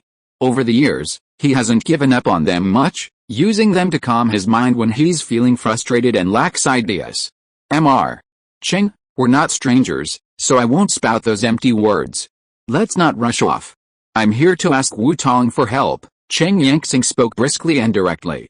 Wu Tong, the welcome gift you gave the Huilong is truly a great one. The Huilong's engine parameters and materials came from your assistance. Could you please help optimize it based on the PL? The ballistic missile design had already amazed her, but when she learned of Wu Tong's outstanding contributions to the Huilong project, she was even more astonished and delighted. They were already conducting preliminary research on the PL-15, the PL series of air-to-air missiles, but progress was not good, and it seemed as if they had reached a dead end. However, she was certain that it wasn't. She was committed to the project, insisting on continuous experimental research. It was just that they seemed stuck in a mindset that needed a forceful breakthrough. If the trajectory simulation had shown her the PL-15's effortless defense penetration and unpredictable miraculousness, then Wu Tong's optimized parameters for the WS-15S, nearly doubling its performance, had been even more astonishing. Her first thought was, could the PL-15 invite this kid to participate in its development, so that their air-to-air missile could soar like a dragon, becoming a world-class weapon of national deterrence? Chapter 164 Broken Axe. With that, Cheng Yanxing stood up and bowed deeply to Wu Tong. This? Mr. Hui? No, Wu Tong was a little confused by Cheng Yanxing's request. Her first reaction was to hold Cheng Yanxing back and prevent her from bowing down. As a junior, she really couldn't accept a gift from these big guys. You say, just say it. Whatever you need me to do, as long as I can do it, I will definitely do my best, Wu Tong said repeatedly. She would definitely not refuse to do her best for the country. These big guys are really passionate about the country. Such a spirit makes her admire and moved. The security has been deployed. Mr. Cheng has enough authority. He is indispensable for material issues. Lu Xiao's authority is no less than hers. Especially after the successful test flight of the J-20 Huilong, with super superior performance and ranking among the world's top-notch, his importance has been raised several levels, and he has become one of the few top scientific researchers in China. At the same time, he is also a top-notch physicist and dynamics expert in China. The PL-15 may also need his help, which is also one of her targets for help. Therefore, after Wu Tong agreed, Cheng Yanxing directly started to talk about the current status of China's air-to-air missiles. China's current air-to-air missiles in service are the PL-12 and PL-13. We're developing the PL-14, which is expected to feature an active radar and a 100-kilometer range. We're currently in the final stages of technical development. Our future pre-research target is the PL-15, also focused on long-range capabilities. Prior to this, our missiles were even more outdated. The PL-11 had a range of only 40 kilometers, with semi-active radar guidance. It could only hit a single target, requiring the nose of the aircraft to aim at the target. This was a significant limitation and a regret for us at the time. The PL-12 still has a range of only around 70 kilometers, though it's a slight improvement thanks to its active radar. The PL-12 and PL-13 have caught up somewhat, but still lag far behind the world's most advanced missiles. Honestly, even after developing the PL-14, we're still undecided about the direction of the PL-15. We desperately need an advanced air-to-air missile with ultra-long-range strike capability, superior power and endurance, and radar guidance, but current technologies and materials present significant challenges. This is especially true for the engine and guidance radar. The ballistic design Wu Tong sent us has enabled us to achieve a world-class missile trajectory. Later, after seeing your optimizations for the WS-15 and the actual performance data for the WS-15S, I see hope for the PL-15 to reach world-class status. So, Wu Tong, I hope to receive your assistance in helping the nation forge an ultra-long-range, superkinetic weapon. I solemnly invite you to serve as chief designer of the PL-15. Increasing the range of an air-to-air missile requires more than simply lengthening the missile body and adding fuel. Having worked in this industry for so many years, she often starts from scratch, constantly accumulating experience and trial and error to achieve each technological advancement. Grateful for the nation's trust, she treads cautiously on thin ice as she shoulders the heavy responsibility of developing this national weapon. Now, finally, a glimmer of hope is emerging for their arduous project, which has yet to fully begin. Hu Yangxing, known for its decisiveness, spared no expense in requesting Wu Tong's assistance. Chief designer of the PL-15? President Hu truly thinks highly of her. Wu Tong's face was filled with surprise. You think too highly of me, President Hu. Chief designer doesn't have to be a priority. I understand how you feel and appreciate your trust. I'll be happy to assist you wherever you need me, but you're a leading expert in this field, and you should know best that I simply can't handle such a heavy burden. Just hearing the title of PL-15 chief designer was overwhelming. Wu Tong wasn't resisting out of pressure, she knew her limitations. President Hu, while I have some basic knowledge of dynamics, I'm completely new to the air-to-air missile sector. So, how about this? You provide me with the data on the areas you need my assistance with, and I'll derive and convert the mathematical models and help optimize the data to the best of my ability. Data optimization was something she excelled at, but if she were to build an air-to-air missile from scratch, she'd have to learn everything from scratch, and President Hu probably didn't have the time for her. Such a large undertaking wouldn't be something she could fully digest in a short time.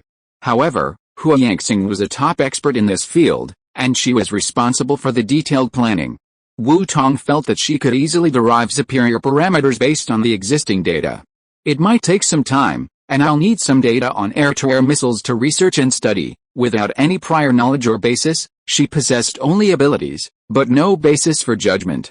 Absolute deduction and absolute direction determination were based on a sublimation of her academic level. She needed a sufficient reserve of knowledge to support the sublimation of absolute direction. Success never happens without reason, and naturally, miracles never happen out of nothing.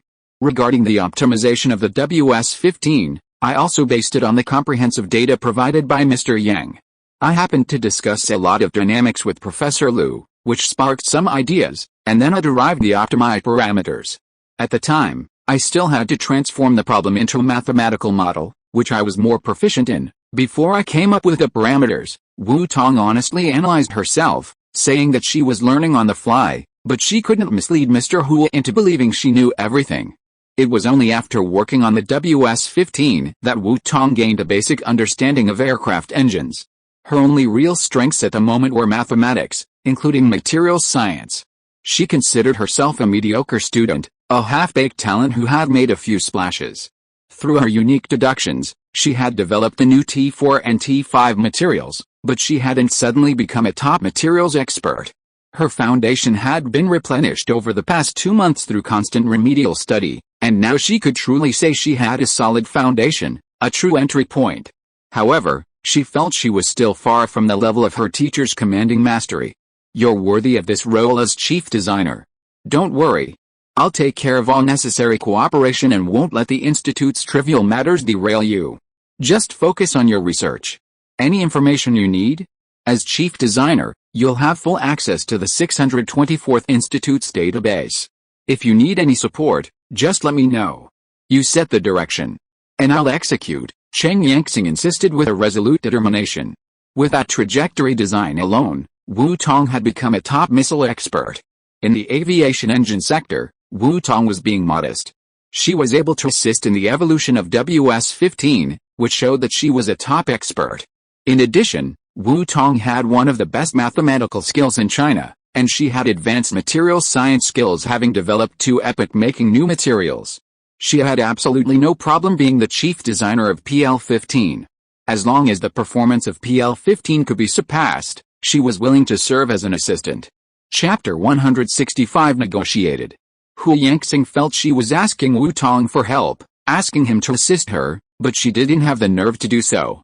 Wu Tong, President Hu's request, are you willing to do it? It had been 2 months since Wu Tong's formal instruction, and Elder Cheng knew Wu Tong's learning speed best. In just 2 months, Wu Tong had grown from a naive newbie in materials science to a purported master of the field. While her immersion in some of the subtleties wasn't as deep as their decades of experience, her creative thinking, inspiration, and creativity were beyond their reach. Most importantly, from mathematics to materials science, from materials science to physics to engineering, any field Wu Tong was interested in, she could quickly achieve results. This demonstrated Wu Tong's talent was nearly universal, not limited to a single area. Her impressive achievements in mathematics were rumored simply because that was her first exposure to it. Therefore, Elder Chang's direct question was whether Wu Tong was willing and interested, not that she was incapable of the task. As long as Wu Tong showed interest, studied, and delved deeply, he believed she could master the subject exponentially. Management, resource allocation, and project progress tracking are secondary. The most important task remains research and development. Hua Yangxing's sincerity was sufficient. If Wu Tong truly wanted to pursue the project, she wouldn't be at a disadvantage. Elder Cheng also analyzed the situation from Wu Tong's perspective. If Wu Tong wanted to pursue it, she could simply focus on research and development, and someone would naturally take care of all the chores. Everyone, from top to bottom, was willing to cooperate.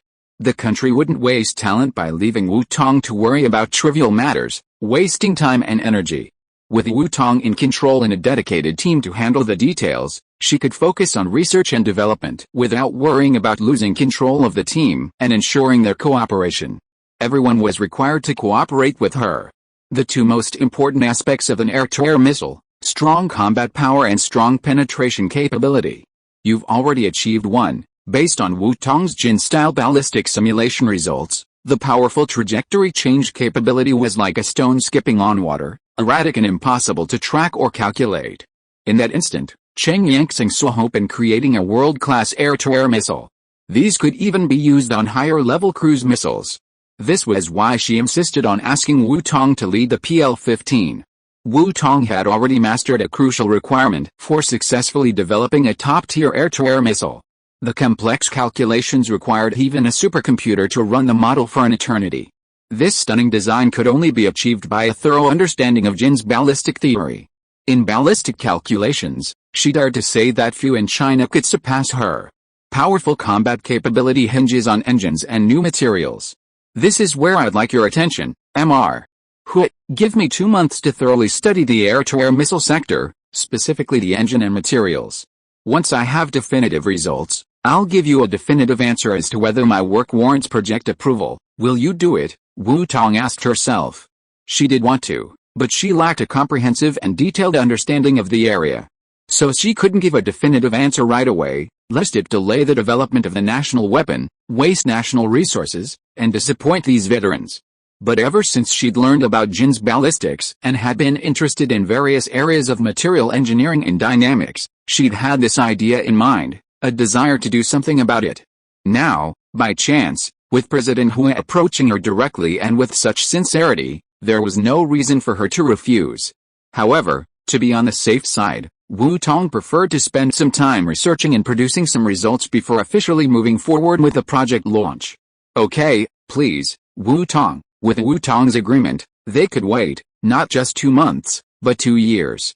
The PL-15 project itself required at least 2 to 3 years of accumulated experience before establishing a definitive preliminary research plan.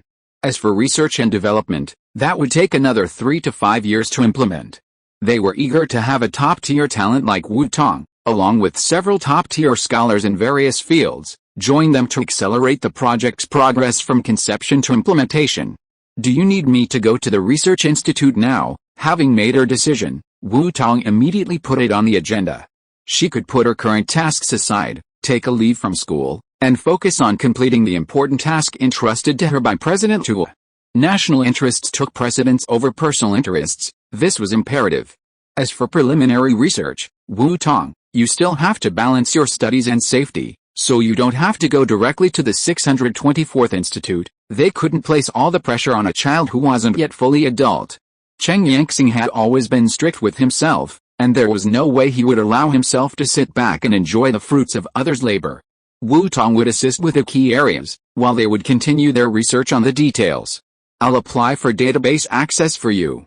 However, due to confidentiality, you may not be able to travel abroad. In this information age, they had established data repositories. Wu Tong could access the 624th Institute's massive database online for historical data, and they could arrange for backup disks to be delivered for more confidential and new information. In her eagerness to see new hope emerge for the project, she had overlooked the fact that the child still had 3 major international awards to receive abroad. Even though she wasn't a mathematician, She'd heard of these 3 awards and understood their importance. Mr. Hu, it's okay. I've handled confidential projects before, so I'm not worried about the debt. This will save the security guys some trouble. Wu Tong smiled and waved her hand. That wasn't the point. I'll contact the organizers. If I can claim it on your behalf, I might have to ask a professor from the School of Mathematics to run a trip for me. She had already been undecided about whether to go abroad, and now that the decision was made, she could arrange everything else. Once something was confirmed, Wu Tong wouldn't regret it. She wasn't too obsessed with going on stage to claim it herself. It was just possible that she'd have to ask Teacher Li to run a trip for her. Besides Dean Pen and Professor Zhou, she knew Teacher Li best in the School of Mathematics. Once the matter was discussed, it was most likely that Teacher Li would be assigned. Fortunately, though, it was a good thing. It would yield Teacher Li's resume and make it feel like a waste of time.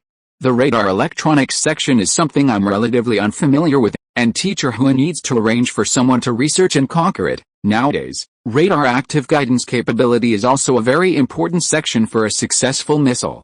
It's just that Wu Tong is completely unfamiliar with this section and has never understood it. It's the part she is least good at, so she was the first to point it out. She must not pretend to know something when she doesn't and delay things.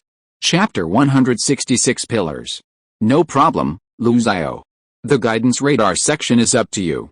Please also provide your input on the missile body design whenever you have time. Hua Yangxing turned to look at Lu Xiao. With a Weilong project nearing completion, Lu Xiao could now free up his hands to provide support. He had previously spearheaded the development of the nation's Yaoguang anti-missile defense system. When it comes to electronic information engineering, materials science, and electromagnetic waves, this comrade is a true expert. He's even more exceptional in the dynamics department, with a Weilong being one of his most successful creations. Got it, leader.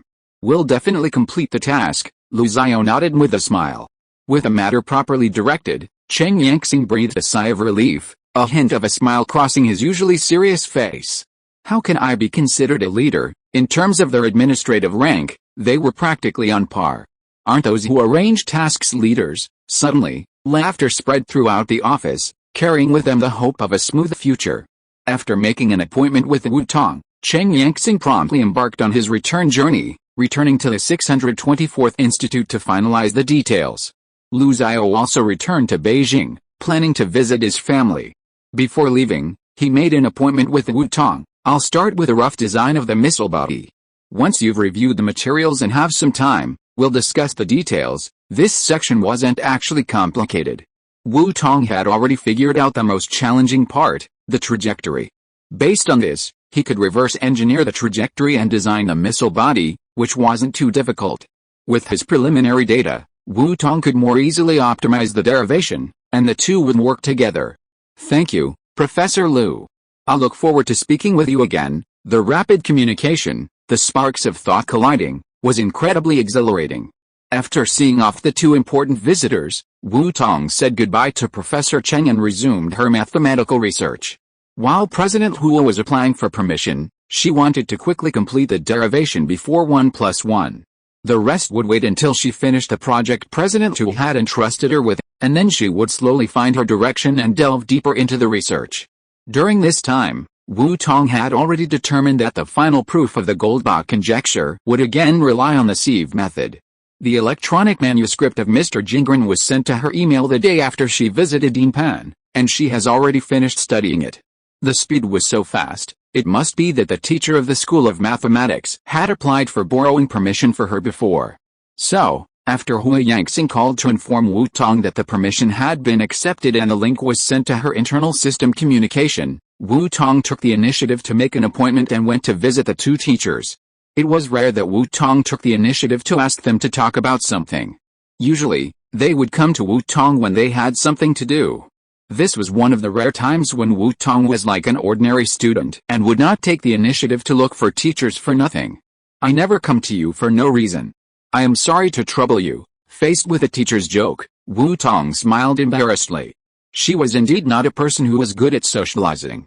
Since she enrolled in school, she had basically been immersed in research. Pan Wenhua smiled and said, "Welcome, welcome. We're looking forward to helping you. Are you encountering any difficulties?" There's a project that needs my assistance. The details are confidential, so I can't disclose them. I can't go abroad anytime soon, so I'd like to ask you to arrange for me to pick it up." The teacher had been concerned about this matter. Wu Tong had made a decision and needed to trouble the teacher, so he came to report in person. "We understand. Let Teacher Li go through it for you. You can send me a statement, and the school will help you communicate with the organizers. What excuse will you use to get the news out? Does Wu Tong have any plans?" Pan Wenhua nodded. Presumably, it was another confidential project. Wu Tong's abilities were evident, so it was normal for him to come to him for help with a confidential project. Whether it was mathematical calculations or material preparation, Wu Tong was at the forefront of the country. So, the two of them tacitly agreed not to ask for details. They both understood the confidentiality regulations, and neither would violate them.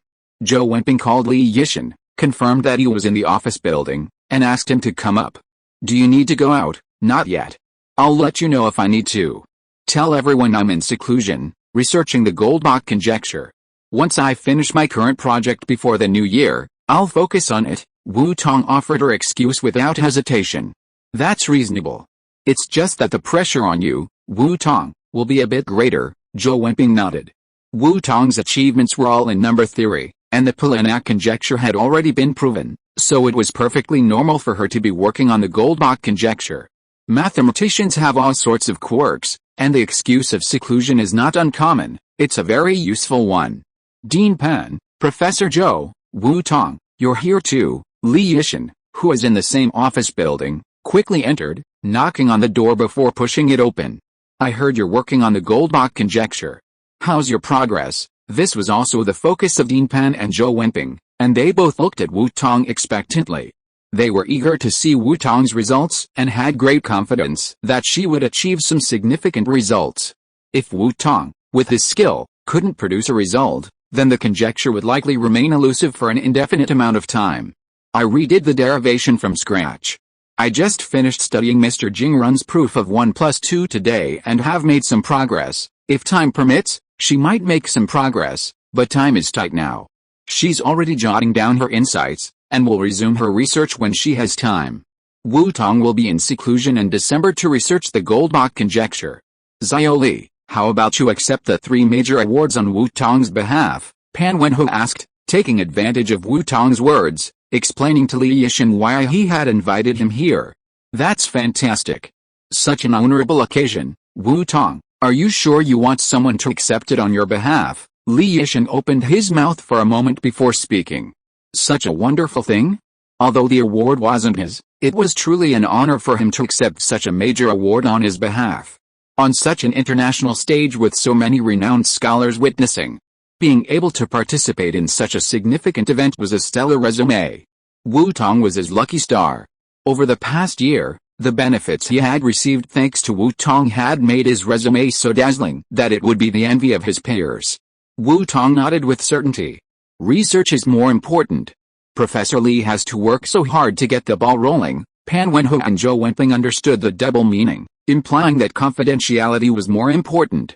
They were the shining star of Peking University's School of Mathematics, the future pride of China. Their support for Wu Tong stemmed not only from his exceptional talent and promising future, but also from his admiration for his integrity. He was unfazed by external factors, unattached to Western prosperity, and devoted to his country, eager to contribute. What a wonderful child. He was a pillar of their country. He was already, and slowly becoming, the backbone of the nation.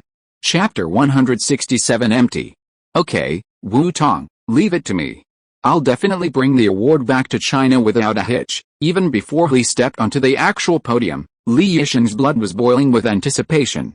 He'd assumed his future was limited, that he'd be limited to a teaching career, dedicated to the school and the country, educating the children entrusted to his care. Unexpectedly, a CMO acquisition of Wu Tong would dramatically brighten his future. He'd been on a government-sponsored study tour at the International Congress of Mathematicians, published in a top journal, and now, to be able to experience such a significant award, it was more than a dream come true.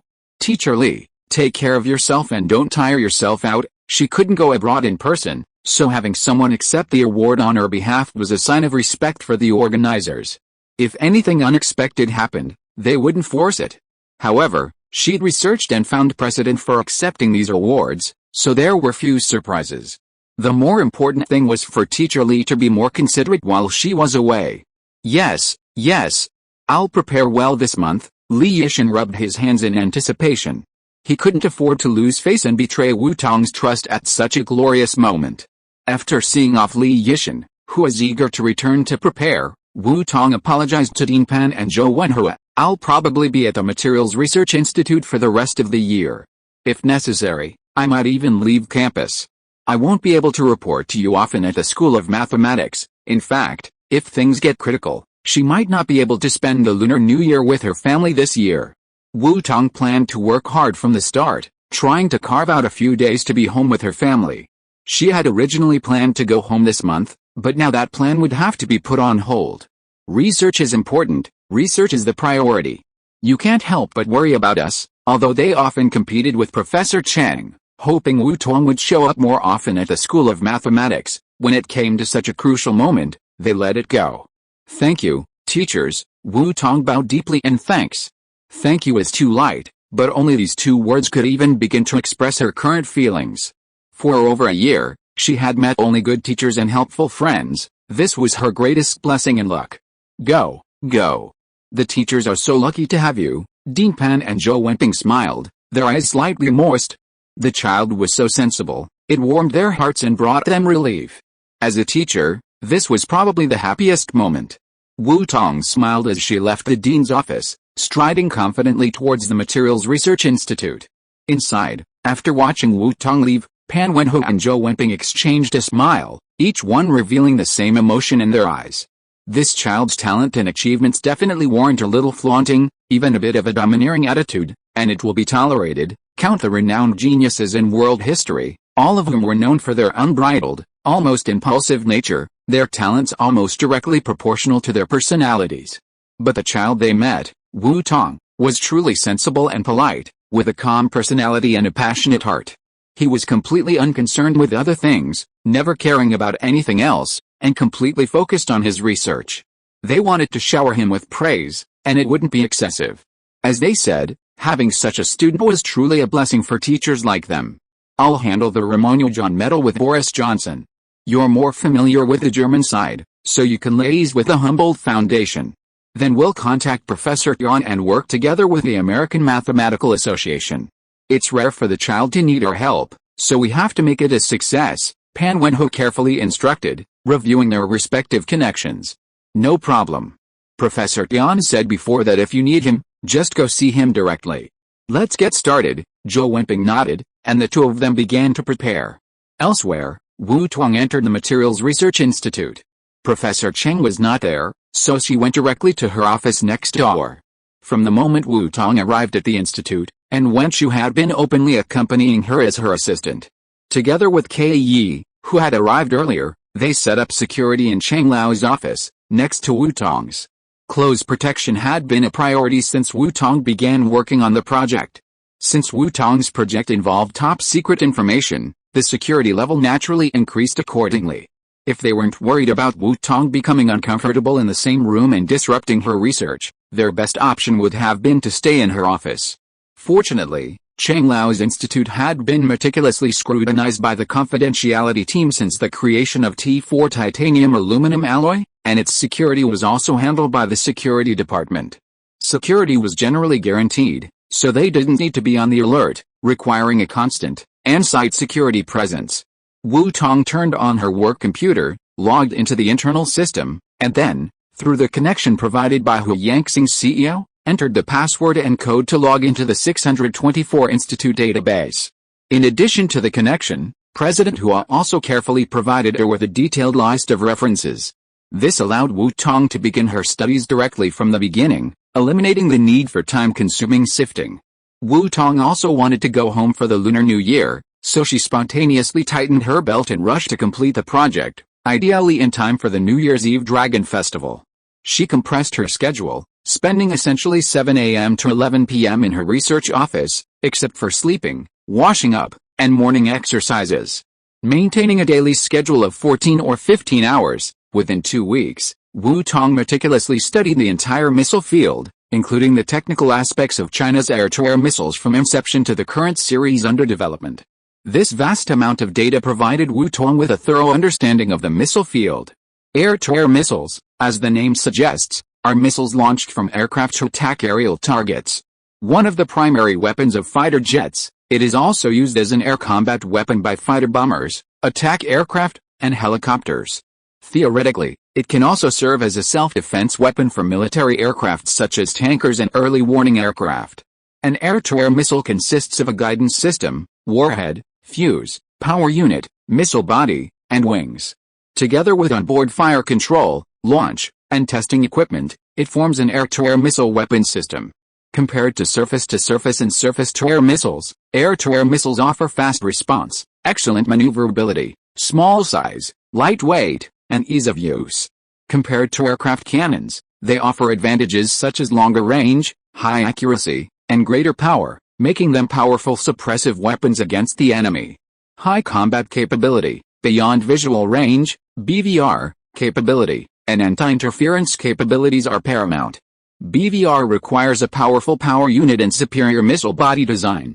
High combat capability is crucial for ammunition, while anti-interference capabilities are paramount for the guidance system. High accuracy is also crucial for the guidance system. Chapter 168 Retreat.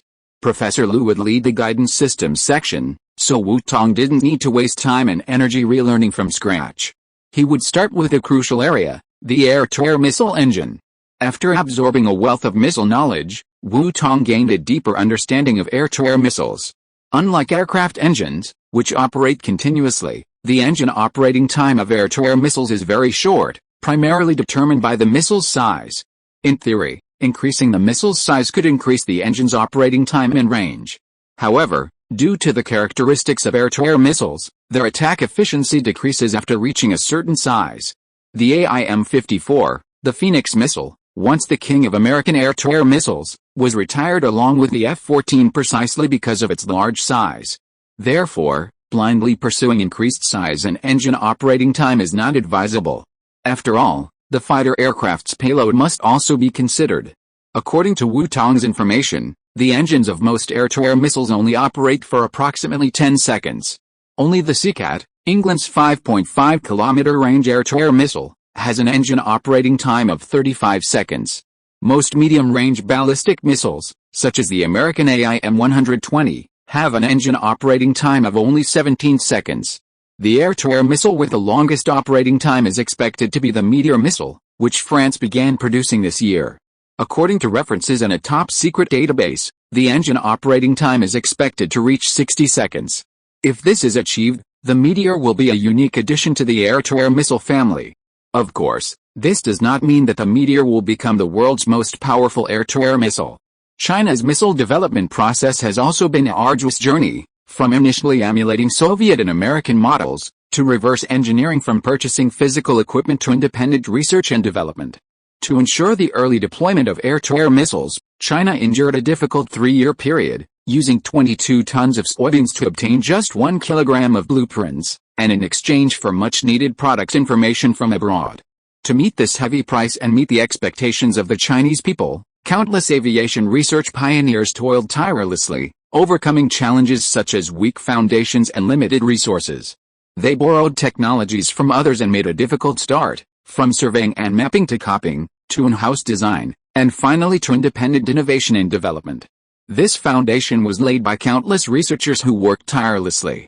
Air-to-air missiles, from the grandparents of the PL-1/PL-2, to the PL-11, China's first officially commissioned semi-active radar-guided missile, and even further, to the PL-12, now the mainstay of the People's Liberation Army's defense, and the new PL-13.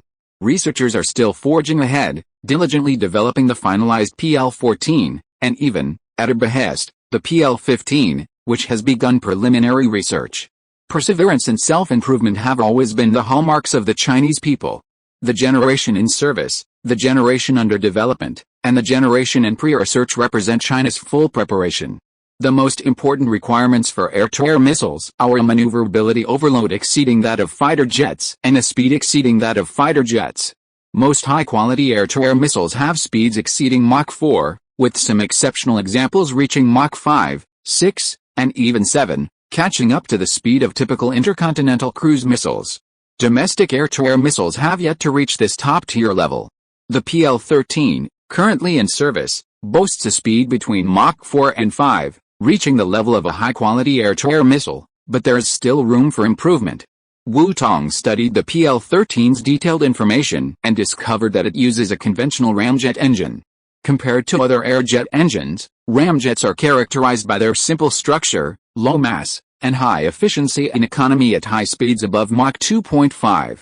However, their economy deteriorates at lower speeds, and at zero speed, they have no static thrust. Compatibility with other missile components, such as the warhead and guidance system, is also poor. Wu Tong sketched, stroke by stroke, the design of the current domestic ramjet engine, annotating detailed data. Based on this data, he began to translate it into a mathematical model and conduct targeted deduction. Simple structure, lightweight, high thrust-to-weight ratio, and low production cost, these advantages, suitable for mass deployment, needed to be retained. On this basis, kinetic energy needed to be increased. Wu Tong relentlessly deduced and refined her mathematical model, experimenting with different data and derivations. Using absolute directional judgment, she deduced the optimal direction and parameters for improvement, gradually refining her engine improvement plan. Filled with a vast knowledge base, Wu Tong had a solid foundation in missile science for her absolute directional judgment. This extended her absolute deduction abilities, sparking thoughts as she deduced detailed structures and simulated actual performance in her mind, converting them into parameters to populate her design model. Completely immersed in her work, Wu Tong, after explaining to Wenchu, who was responsible for her protection, retreated to a state of seclusion in her dormitory, eating, sleeping, cleaning, researching, resting, and recharging her batteries. Further deductions followed. Through her deductions, Wu Tong gradually refined the model of the new air-to-air missile engine, moving toward practical implementation. She conducted preliminary research and simulations based on a range of at least 200 kilometers and a speed of at least Mach 6. This was a critical threshold. Achieving this figure was the only way to qualify for a world-class air-to-air missile. Wu Tong insisted on achieving her goal to the highest degree. She aimed for superior power, superior speed, and superior combat capability, striving to the utmost to create a true national weapon for China, worthy of President Hu's long-distance trust. Research and understanding of Wu Tong revealed that once she entered this state of immersion, this unique Wu-style state, she would achieve great success. During Wu Tong's periods of deep inspiration and complete retreat, her dormitory was heavily guarded. And when she would deliver meals to Wu Tong on time, meticulously delivering nutritious meals and removing utensils. Logistics were handled by a dedicated person, with her in charge of entry and exit. No one else was allowed to approach Wu Tong's dormitory or disturb her research. Security officers worked in shifts day and night, ensuring thorough security. The cold grew increasingly severe, and leaves fluttered. It seemed as if autumn had passed and winter had arrived in the blink of an eye. The wind howled, and frost began to form on the branches. The Peking University campus shifted from the splendor of autumn to the slightly bleak scene of winter. Wu Tong sat by the window, the faint warmth of the winter sun enveloping her like a lingering glow. Her eyes reflected the engine model on the table, which she had meticulously deduced and drawn, stroke by stroke. Its intricate data and precise structural design revealed her remarkable achievements over the past 20 days. She continued to work on her deductions, having already arrived at the optimal engine design based on her current knowledge base.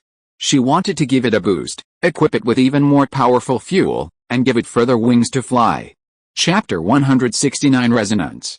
In the aerospace industry, liquid fuels are more commonly used, while solid fuels are generally used in catapults.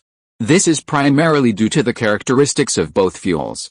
Liquid fuels are inexpensive, have high specific impulse, allow for precise control of power output, and have relatively complex engine structures.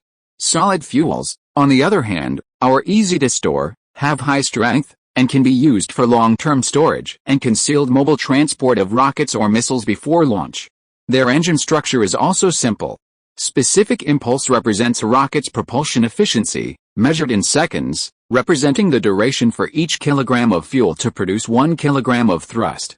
The advantages of one fuel are also the disadvantages of the other. Liquid fuels, often referred to as high specific impulse fuels, currently have the highest specific impulse recorded, which is only 457. Nitrogen tetroxide combined with its symmetrical dimethylhydrazine, commonly used in the Long March series of Chinese spacecraft, generally has a specific impulse of only around 348. While solid fuels may not offer the same specific impulse and thrust as solid fuels, they offer greater thrust, ease of launch, and low cost. With a growing market for small and microsatellites and China's regular launch operations, these advantages are highly attractive for launching small spacecraft. Wu Tong determined from the outset that a solid-state engine would be more suitable. While solid-state engines offer the highest cost-effectiveness and greater thrust, achieving her desired results requires optimizing some of the shortcomings of solid fuels. In other words, she needs to design and develop a completely new, high-energy solid fuel, one that's distinct from existing solid fuels. CO, H2, C2H2, CH4, C2H4, CH3, CH2O, N2H4, a string of chemical symbols condensed across the draft paper in Wu Tong's hand. Currently, solid rocket engines mostly use high-grade borosilicate as fuel, with nitrogen tetroxide, N2O4, liquid oxygen, O2, or hydrogen peroxide, H2O2, as the oxidizer. Liquid oxygen can be used as fuel, as can alcohol and methane. But what about nitrogen? It makes up approximately 4/5 of the air. Could it be used?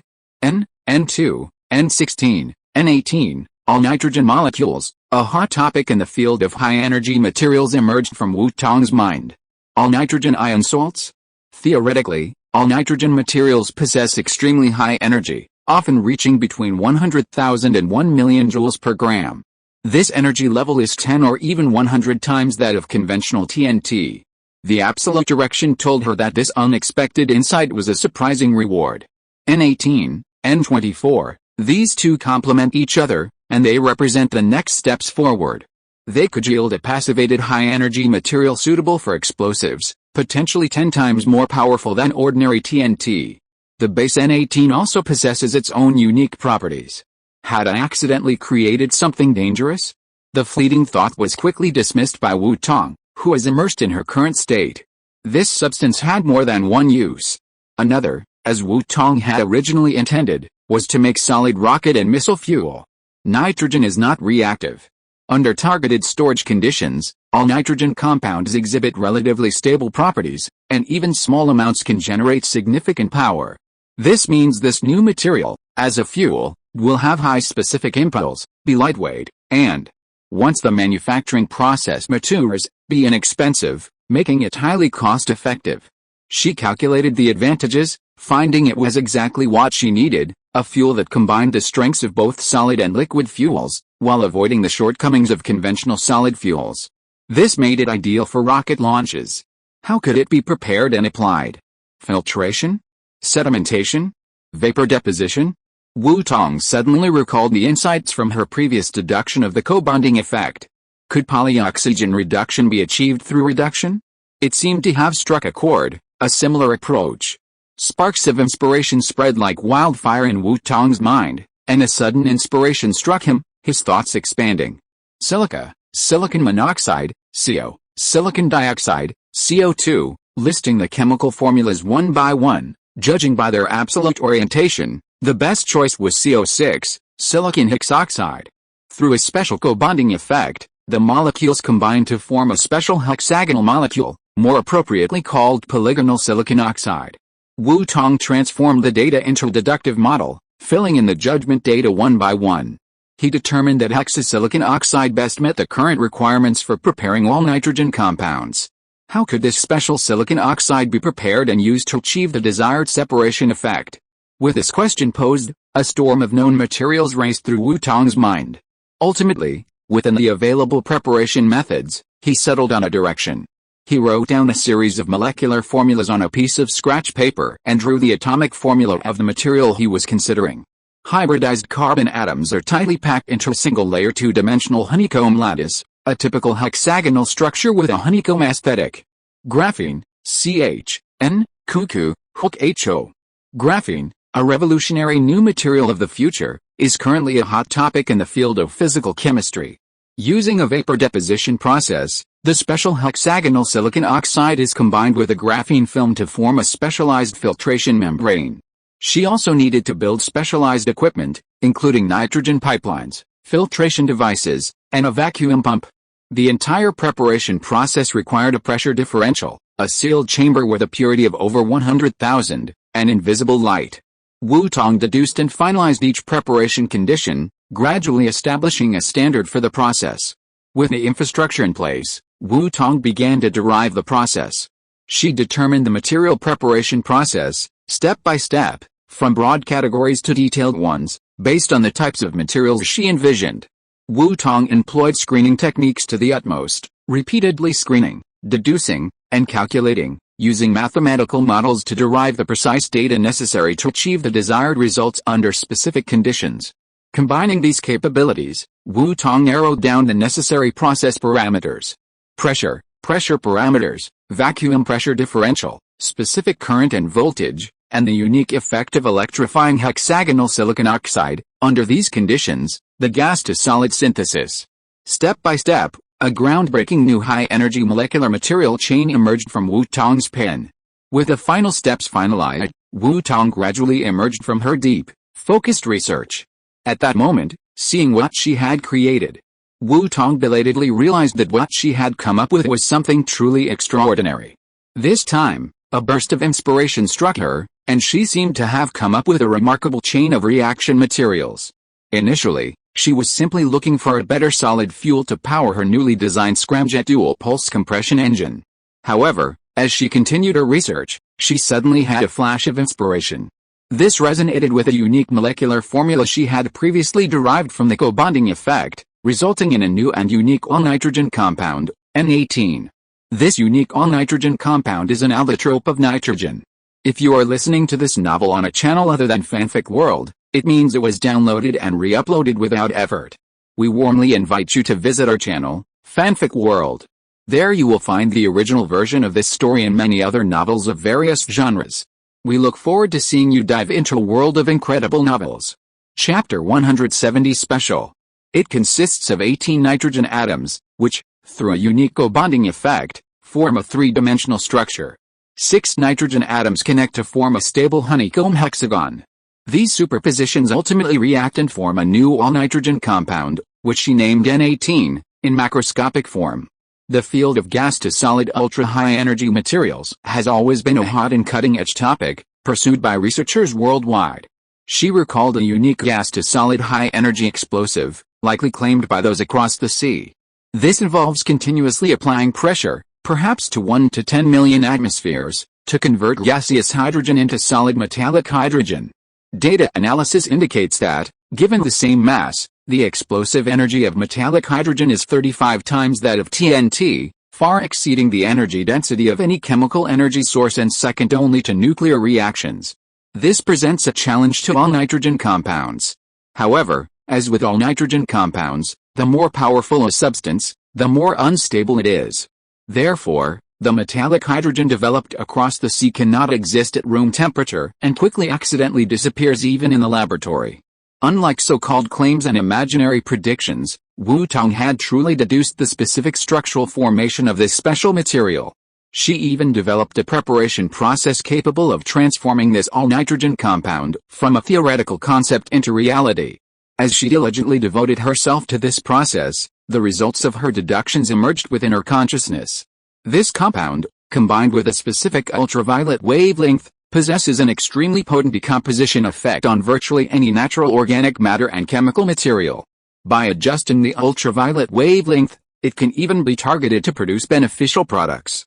By further adjusting the voltage parameter of N18 and applying a vacuum negative pressure process, a new all-nitrogen compound, N24, will be synthesized. This new all-nitrogen compound is somewhat dangerous, capable of violently exploding upon exposure to everyday ultraviolet light. Wu Tong was definitely not interested in something unstable and difficult to store. After eliminating unnecessary options, she settled on a method for stable storage. After passivation with sodium oxide and calcium carbonate, it can be compressed into various shapes, allowing it to be stored for years at room temperature and pressure, protected from light, and used as ammunition and fuel. The detonation conditions for N24 are not much different from those of conventional TNT. However, compared to regular TNT, N24's specific energy is approximately 20 times greater. Adjusting the data for use as a fuel, its specific impulse is several times greater than that of ordinary solid fuels, making it an ideal solid fuel for aerospace applications.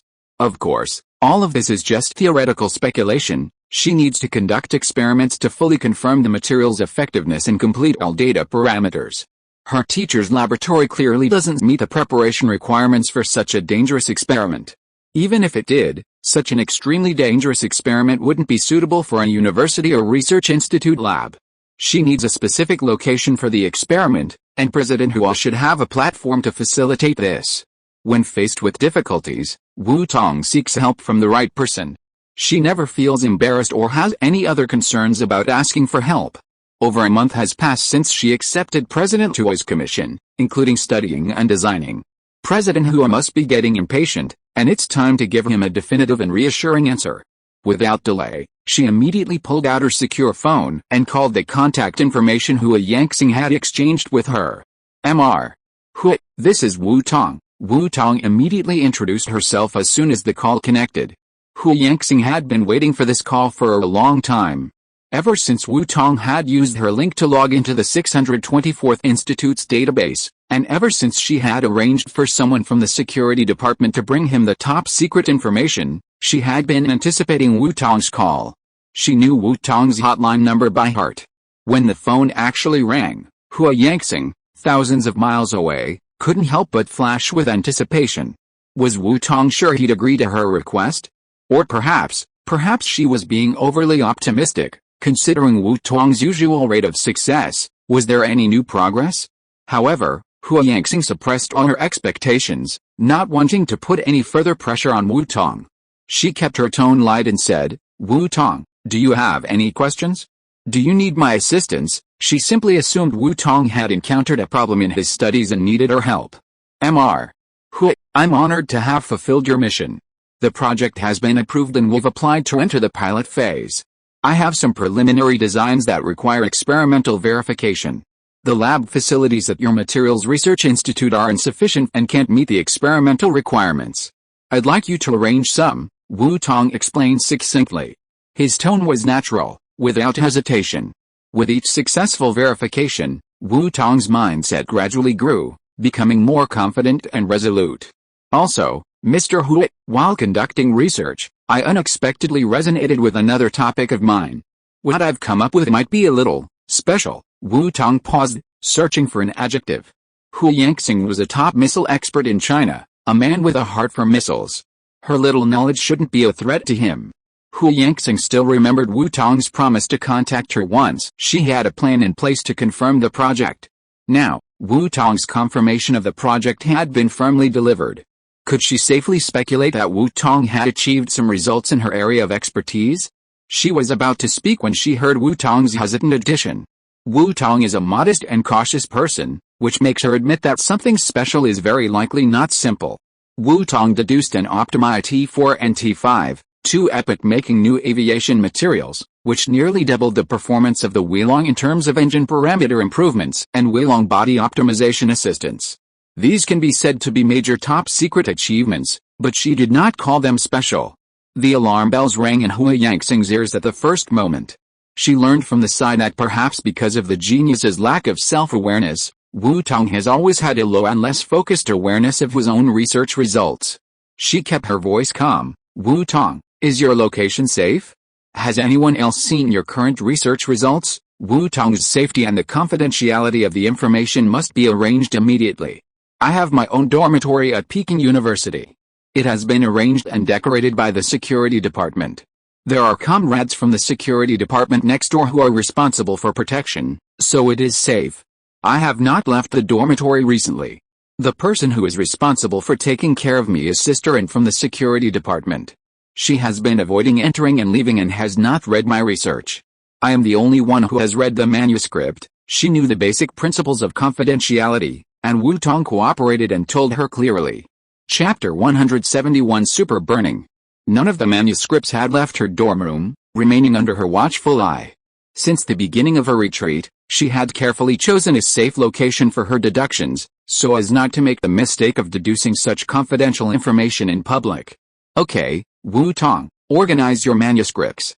I'll have someone pick you up with a safe and escort you to Institute 624 through special channels. The labs here are well equipped, so even if you want to make explosives, you'll have more than enough. Hua Yangxing had only been making an analogy, but she hadn't expected it to come true. Wu Tong was indeed planning to make explosives, something dangerous with 20 times the energy intensity of TNT. After hanging up the phone, Wu Tong gathered all the manuscripts she had been working on for the past few days. She had been so absorbed in the deductions that she hadn't felt anything. Only when she had them all laid out at hand could she truly appreciate the sheer size of the work. The vast desk was nearly overflowing. One safe probably wouldn't be enough to hold everything, so she had already asked President Tuo to bring an extra one. This actually contained more of her deduction process. The crucial engine design drawings and the manuscripts detailing the N18 and N24 production processes were placed in a separate envelope by Wu Tong, never leaving her hands. This was the most important part. If time wasn't a factor, she would have organized them into a document, a USB drive for easier portability. Her wildly imaginative manuscripts were a massive undertaking, and converting them would likely take more than a week, a waste of time. The security department acted swiftly. As soon as Hua Yangxing reported the incident, Zhang Hongming immediately raised his alert and began making arrangements. Having experienced the shock of Wu Tong's actions several times, he had a higher regard for her research, especially since this one involved such a significant area. Kei and the other two arrived first, knocked on Wu Tong's door, and after receiving his permission, they guarded him and the manuscripts in his living room. And Wenchu, in a moment of urgency, even brought Wu Tong a snack to eat, as the battle would be so intense that there wouldn't be time for a bite to eat. The action arranged by Zhang Hongming was very fast. In just 1 hour, Wu Tong reunited with a special team responsible for her trip to the 624 Institute. The manuscripts were put into the safe, and Kei and Wen Ji each locked one in their hands. The two team members who came up to meet them escorted them, and the group moved downstairs and got into the car they drove. The seemingly inconspicuous business car was actually a fully modified bulletproof glass structure. As soon as they left the school gate, 2 cars quietly followed and escorted them, heading straight for the nearest West District Military Use Airport. After arriving safely, they boarded the prearranged plane. After Wu Tong and the others were seated, the plane took off immediately and flew directly to the Zizhao 624 Institute, the Chinese Missile Research and Test Base. There is a special helipad here, and the plane landed directly here 2 hours later. Hua Yangxing was already waiting at the helipad. When the plane landed, he was the first to greet it.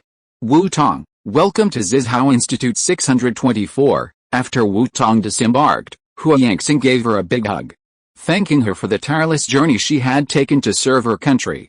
She had heard about the child's work schedule over the past month, how he'd spent every day studying and researching, practically without sleep. Her dedication moved her deeply. It was the lack of competence among the older generation that had concentrated a burden on a single child. President Wu Tong beamed, delighted that he had lived up to expectations and achieved some success. Let's find a place where we can talk. It wasn't convenient to talk to you over the phone before. She said the phone wasn't secure, risking leaks, and also difficult to explain. Yes, let's go to the office. Hua Yangxing didn't waste time, leading Wu Tong and her escort team through layers of checkpoints into her office, arguably the safest place in the entire Institute 624. The target escort arrived safely. After handing over to Hua Yangxing, the escort team left first. Kei and the other two had already put down the safe and followed them out of the office to keep watch outside. At this time, only Wu Tong and Hua Yangxing were left in the office. Wu Tong took out a most important document bag from the safe and handed it to Hua Yangxing. Mr. Hua, this is the scramjet dual pulse compression engine I derived and designed, as well as the fuel design adapted for it. Please come and check its feasibility. The engine has been developed. Hua Yangxing was immediately delighted. Even though she expected Wu Tong to make some progress, she did not expect that in just over a month, Wu Tong had not only completed the comprehensive missile section study, but also derived a new engine and even developed fuel specifically for the engine. As he spoke, Hua Yangxing unfolded Wu Tong's design drawing on his desk, revealing the sophisticated design and data on it. The core of this engine's design is the use of flame-retardant insulation within the same combustion chamber to provide each section with an independent ignition system. The control system determines the ignition timing of each section, thereby introducing an energy management mechanism into the engine's operating process and meeting the technical requirements for the rocket's overall optimal trajectory. Given the relatively high thrust of the two stages, we use a two-stage charge with discontinuous ignition. To improve the thrust ratio, I'm using a multi-throat flow field calculation model to optimize the engine's structural parameters. Flow fields and turbulence happen to be Tong's previous research topic, something of a forte, making them a perfect fit here. Tong meticulously explained to Yangxing everything from her starting point, her design considerations, the reasoning behind her, the technology she used, and the expected thrust and kinetic energy. Yangxing had been working on missiles for 20 years and knew every aspect of them like the back of her hand. The moment she received the engine design blueprint, her gaze was fixed on it, unable to move. Only those in the field knew how much technology and excellence lay within this seemingly simple blueprint. As a truly world-class mathematical genius, the flow field design alone was a formidable challenge that their entire team had been working on for years, unable to fully grasp. They had studied the flow field paper Tong had proposed, but it clearly didn't fully reveal her true capabilities, focusing more on novel solutions to the equations. As Tong explained, coupled with Yangxing's profound knowledge, she instantly understood the cutting-edge nature of the blueprint. A world-class design was assured, and she no longer had to envy Mr. Yang from the 614th Institute. Converting the data to the PL-14 under development yielded figures so impressive that even Yangxing's cheeks flushed with excitement. Such a top-notch design was absolutely top secret. She thought her arrangements were sufficiently important, but unexpectedly, they were still insufficient and she had underestimated Tong. The value of this design was priceless, and even bringing in a team to protect it was still not enough. Fortunately, the journey went smoothly. If anything went wrong, she would be a national criminal. Chapter 172 and 24. Seeking Tong's help was truly the right and wisest move. Teacher Wu, China is lucky to have you. It took a long moment for Yangxing to suppress her surging excitement and find her voice. A teacher is one who is truly accomplished. Even though Tong was only 17 years old, she was worthy of being a teacher in the field of aerospace engines. Calling her Teacher Wu was a heartfelt admiration. Thank you, Mr. Let's continue. For better storage and production cost considerations, I chose solid fuel as the primary fuel. Considering the shortcomings of current solid fuels, I conducted targeted optimization research. I mentioned briefly to you over the phone that during my research, I unexpectedly resonated with another pre-research topic, and I developed this unique high-energy fuel. Tong quickly interrupted Yangxing's unspoken gratitude. At her young age, it was difficult for her to accept the gratitude of these influential figures. Compared to them, who dedicated themselves to the country, remained anonymous, sought no fame, and worked tirelessly to advance national science and technology. She had only devoted a few months to research, and her contribution was modest. Changing the subject, she pulled out the manuscript of her derivation of all nitrogen compounds and placed it in front of them, explaining it in detail to Yangxing. On a whim, I combined the two topics and deduced them. Based on my deduction, I designed this high-energy fuel. It's an all-nitrogen compound, which I named N18. This special all-nitrogen compound has strong decomposition properties. On this basis, I further extended and evolved N24. The ratio of N24 deduced in the manuscript is not entirely fuel, but more focused on explosiveness. According to the derived data parameters, the same unit energy will be about 20 times that of TNT, 20 times the explosive energy of TNT. Cheng Yangxing couldn't help but exclaim, astonishment lingering on her face. You know, before the end of World War II, TNT was the explosive with the best overall performance and was called the king of explosives. Given this data, TNT is still a very good choice of explosive today. Many ammunition used TNT before the formula was updated, and after the formula was updated, TNT was also used in the ratio. She came from a missile background. Yangxing's first reaction was, 20 times the power of TNT, a staggering figure. Their ammunition performance must have undergone a revolutionary leap forward. His second reaction was, when did she develop this talent for accurate predictions? Wu Tong had indeed come here to work on explosives. The theoretical data is as follows, but we'll have to wait and see how it performs in real-world tests after we've prepared the actual material. Wu Tong felt a little embarrassed by Hu Yangxing's intense gaze, but the project was paramount. She continued, I did some more derivation on the way here. She took out a pen and a piece of scratch paper and scribbled her deductions.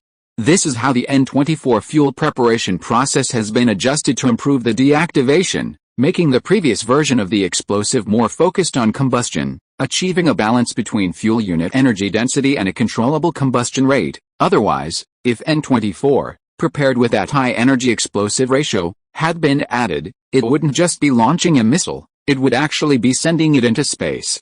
Given the explosive power of N24 and the ability to launch a missile, the tons of stockpiled material, once ignited, could practically flatten an entire landscape. The specific impulse should be around 800, Wu Tong calculated and reported a value that once again shocked Hu Yangxing. If the experimental conditions are carefully controlled, perhaps this number can be raised a bit. How much higher? This predicted specific impulse is already more than double the current specific impulse of domestic liquid fuels.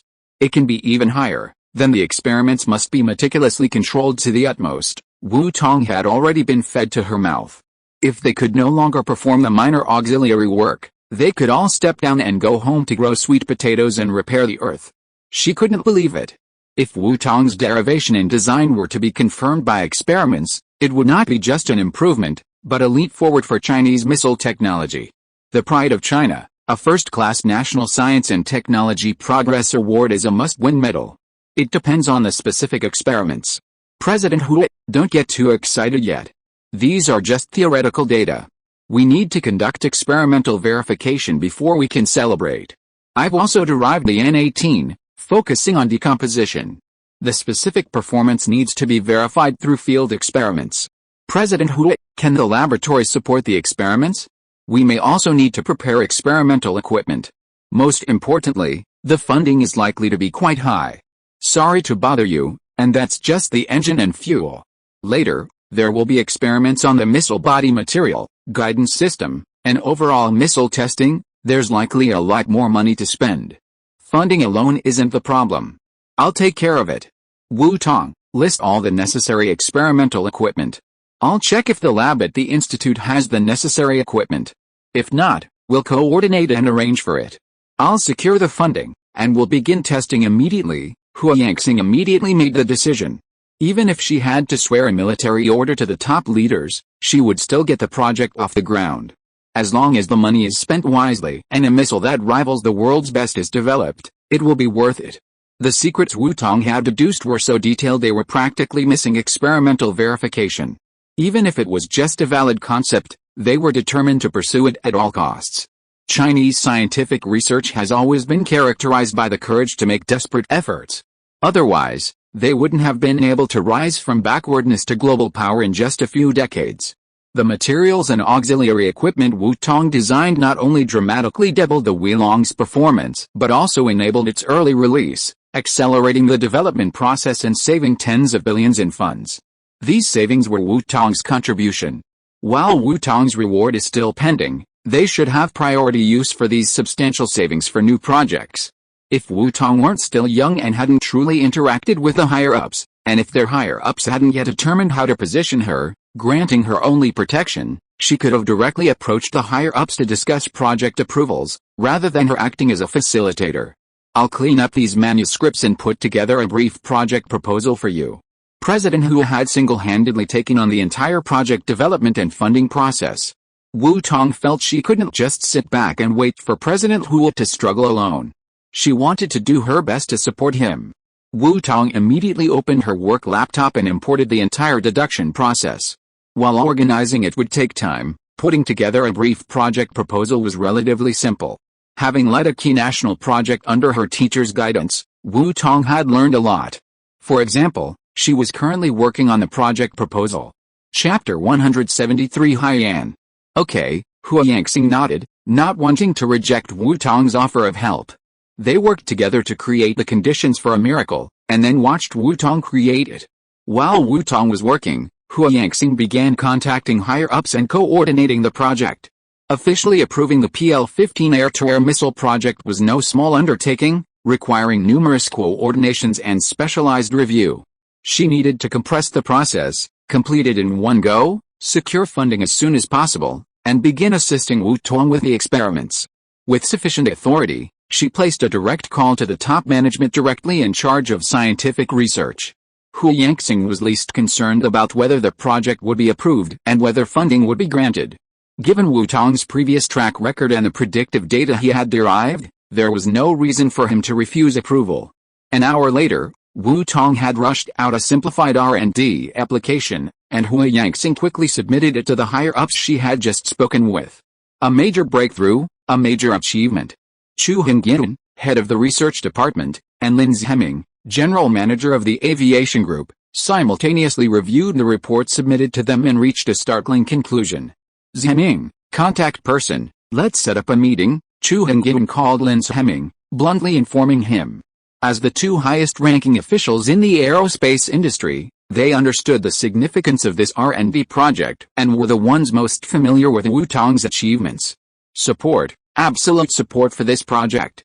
The preliminary research data was so exceptional and detailed, and so superior, it had the potential to overtake China. It had to be implemented immediately. Our young comrade is about to surprise us again. We need to get our logistical support and assistance in place quickly. If they weren't keeping pace when others presented them with world-class research, it would be dereliction of duty. Okay, you notify the Air Force. They can't avoid this, they're going to have to pay a price. I'll contact the experts in the aerospace industry, Lin Zheming suggested. This was no small project, and the pressure on the aerospace industry alone was quite overwhelming. It's better to get the troops involved. The research and development will be for their benefit, and the Air Force is a major spender. Furthermore, this project, once developed, will serve them in the future, increasing their combat effectiveness. Okay, I'll get a general manager from the artillery. New ammunition and new fuels are essential for the artillery as well. Since we're trying to share the financial burden, why not find another major spender? 3 hours later, a secret meeting convened in conference room 308 of the research department. Chu Hengyin, head of the research department, presided over the meeting, while Lin Zheming, general manager of the aviation group, took notes and served as an assistant. The office was ablaze with talent, most of whom wore military uniforms and wore stars on their shoulders. Most of the experts in missile development, ammunition development, and aviation were military veterans. Those who reached top expert positions generally had civilian-level honors and achievements. Add to that the specially selected Air Force and artillery leaders, and it's no exaggeration to say that this was a gathering of stars. Everyone's time is precious. Since we're all familiar with each other, I won't introduce ourselves. Let's get straight to the point. Before the meeting begins, please turn off your phones. We're all aware of the confidentiality regulations. Chu Hengyin was the first to pull out his phone, shut it off, and place it on the table. Everyone present was aware of what was going on. After everyone else followed suit, old Xiao, once again attending a similar meeting, felt strangely familiar. Director Chu, General Manager Lin, has anyone come up with another major breakthrough? He was genuinely delighted. A month ago, he finally received his turn to deliver the new T4 titanium aluminum alloy and T5 blade material. Now, they were working overtime to refine and develop the new bomber. The simulation data was an exciting improvement, and they were eagerly awaiting the actual results. If the two leaders hadn't jointly summoned him, he wouldn't have wanted to attend such a delaying meeting. However, sitting here and seeing the attendees, he felt a sense of gravity and couldn't help but ask first. Good news is never too much? The last time they had a meeting like this, it was to discuss a new material project, and they had wholeheartedly supported it. The results were truly impressive. While the Weilong's data hadn't yet been circulated to the outside world, it was known within their elite circles. Such exceptional data was CAO's next target. If the fighters had achieved the same figures, their bombers couldn't afford to fall behind. The two Air Force and artillery leaders summoned to the meeting couldn't help but look at Chu Hengyin. Was he asking them to attend such a confidential scientific research seminar to embarrass them, or was he mocking them for being unsophisticated and unable to grasp the difficult scientific jargon? We've been called here today because a major research project needs approval. Chu Hengyin glanced at the two military leaders, Hu seemed indifferent. He chuckled, these reckless thugs, always on the lookout for results, would be quicker than anyone else. This time, the project involved their crucial combat readiness, and he wondered if they could remain indifferent. Getting angry with them only served to infuriate himself and please others. Chu Hengin got straight to the point. Huayangsing's president Hu has sent an urgent report. The PL-15 project needs to be approved. The project leader is Wu Tong. Chu Hengin handed out the stack of project application documents in front of him, one by one, to each attendee. Wu Tong, the Air Force leader's eyes flashed. This name had recently become extremely well known among the few in the Air Force's top circles. He happened to be among those entitled to access the Huilong's test flight data, and now he eagerly awaited the Huilong's entry into service, which would completely impress the world and put the Chinese Air Force at the top of the world. After all, the approximately 20 billion yuan spent on the Huilong project was funded by the Air Force's belt-tightening. Capable of flying at Mach 3.22, with a 50% increase in onboard ammunition, a range of 20,000 kilometers, and a combat radius exceeding 6,000 kilometers, it would be a world-class fighter capable of challenging any hypersonic maneuver. They were stunned by the data, their mouths watering with excitement as they burst into expletives. Our great Chinese researchers are incredible. They've built such a super fighter jet. Asking them to call someone grandpa would be a shameless gesture, and they'd swallow it in shamelessness. The Chinese Air Force has achieved such a remarkable feat, their rise to prominence costing countless lives. Especially in recent years, with China's gradual rise, the pressure from the technological advancements of developed countries and the daunting defense of Chinese airspace has exacerbated their burdens. They desperately need such an inspiring and formidable fighter jet to enter the battle formation, to bring peace and order to the world. Chapter 174 Setting the Tone. Chu Hengin didn't need to explain it to them. They knew the reason for calling them here for the research project. They wanted them to pay. They didn't have extra money to fill those huge holes. However, if Wu Tong was in charge of the research and development, and it was the latest air-to-air missiles needed by the Air Force, then it was negotiable. Wu Tong came to work on missiles? Oh, that's possible. A genius is probably a genius no matter how talented he is. They have to support the great mathematician who helped the Huilong double its data. If he came up with another surprise similar to the Huilong, a brand new air-to-air missile with super performance, their Air Force would really have to stand up straight and smile. Compared to the Air Force, which was directly involved, the leaders from the artillery were a little unresponsive due to the lack of information. Who is Wu Tong? Why did this name sound so unfamiliar? He didn't seem to have heard of any top expert with this name in the missile research community. Was he a sudden dark horse? The PL-15 project has been approved. Wasn't the PL-14 still under development? Wasn't President Hu in charge of missile development? Why did someone else approve it? Could the meteoric dark horse be trusted? Compared to unfamiliar or even unknown names, they preferred the remarkable achievements of Huayangsing. Who is Wu Tong? Upon hearing this, many prominent figures in the scientific research community glanced sideways. It was rare to still not know Wu Tong. How many geniuses like her could there be in the entire country? Even they had to admit that this child was truly a glory for China. In her presence, they all had to admit their age. Why is Wu Tong famous? The artillery leader was puzzled by so many eyes staring at him. Was he violating some taboo? He raised his hand and touched his head, suddenly remembering a news item in the national newspaper. Is it that mathematical genius Wu Tong? The one who solved some world-class problem and brought glory to the country? That child, he remembered that the newspaper had said the child was only 16 years old. Now, adding another year, only 17? A 17-year-old kid is going to be the leader of the PL-15 national project? And he has brought in such a large group of top industry experts to review it. Is he still asleep? Or is it Chu Hengin? You are drifting and dreaming. He looked at Chu Hengin, the conference host sitting in the middle, with an incredible look. Is this funny? Ahem. The Air Force leader covered his mouth and coughed lightly to remind him, it's just as you think. Don't be so honest in showing everyone the fact that your information is out of date. Although this is due to confidentiality, Lao Wu, why haven't you learned to look at the overall situation?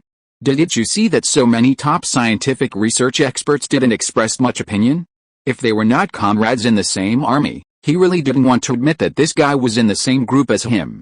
The PL-14 is still under the charge of General Hu of Huayangsing, while the PL-15 is the result of General Hu's application and is under the charge of Wu Tong. Everyone present here is trustworthy, and you are not allowed to mention it outside this room.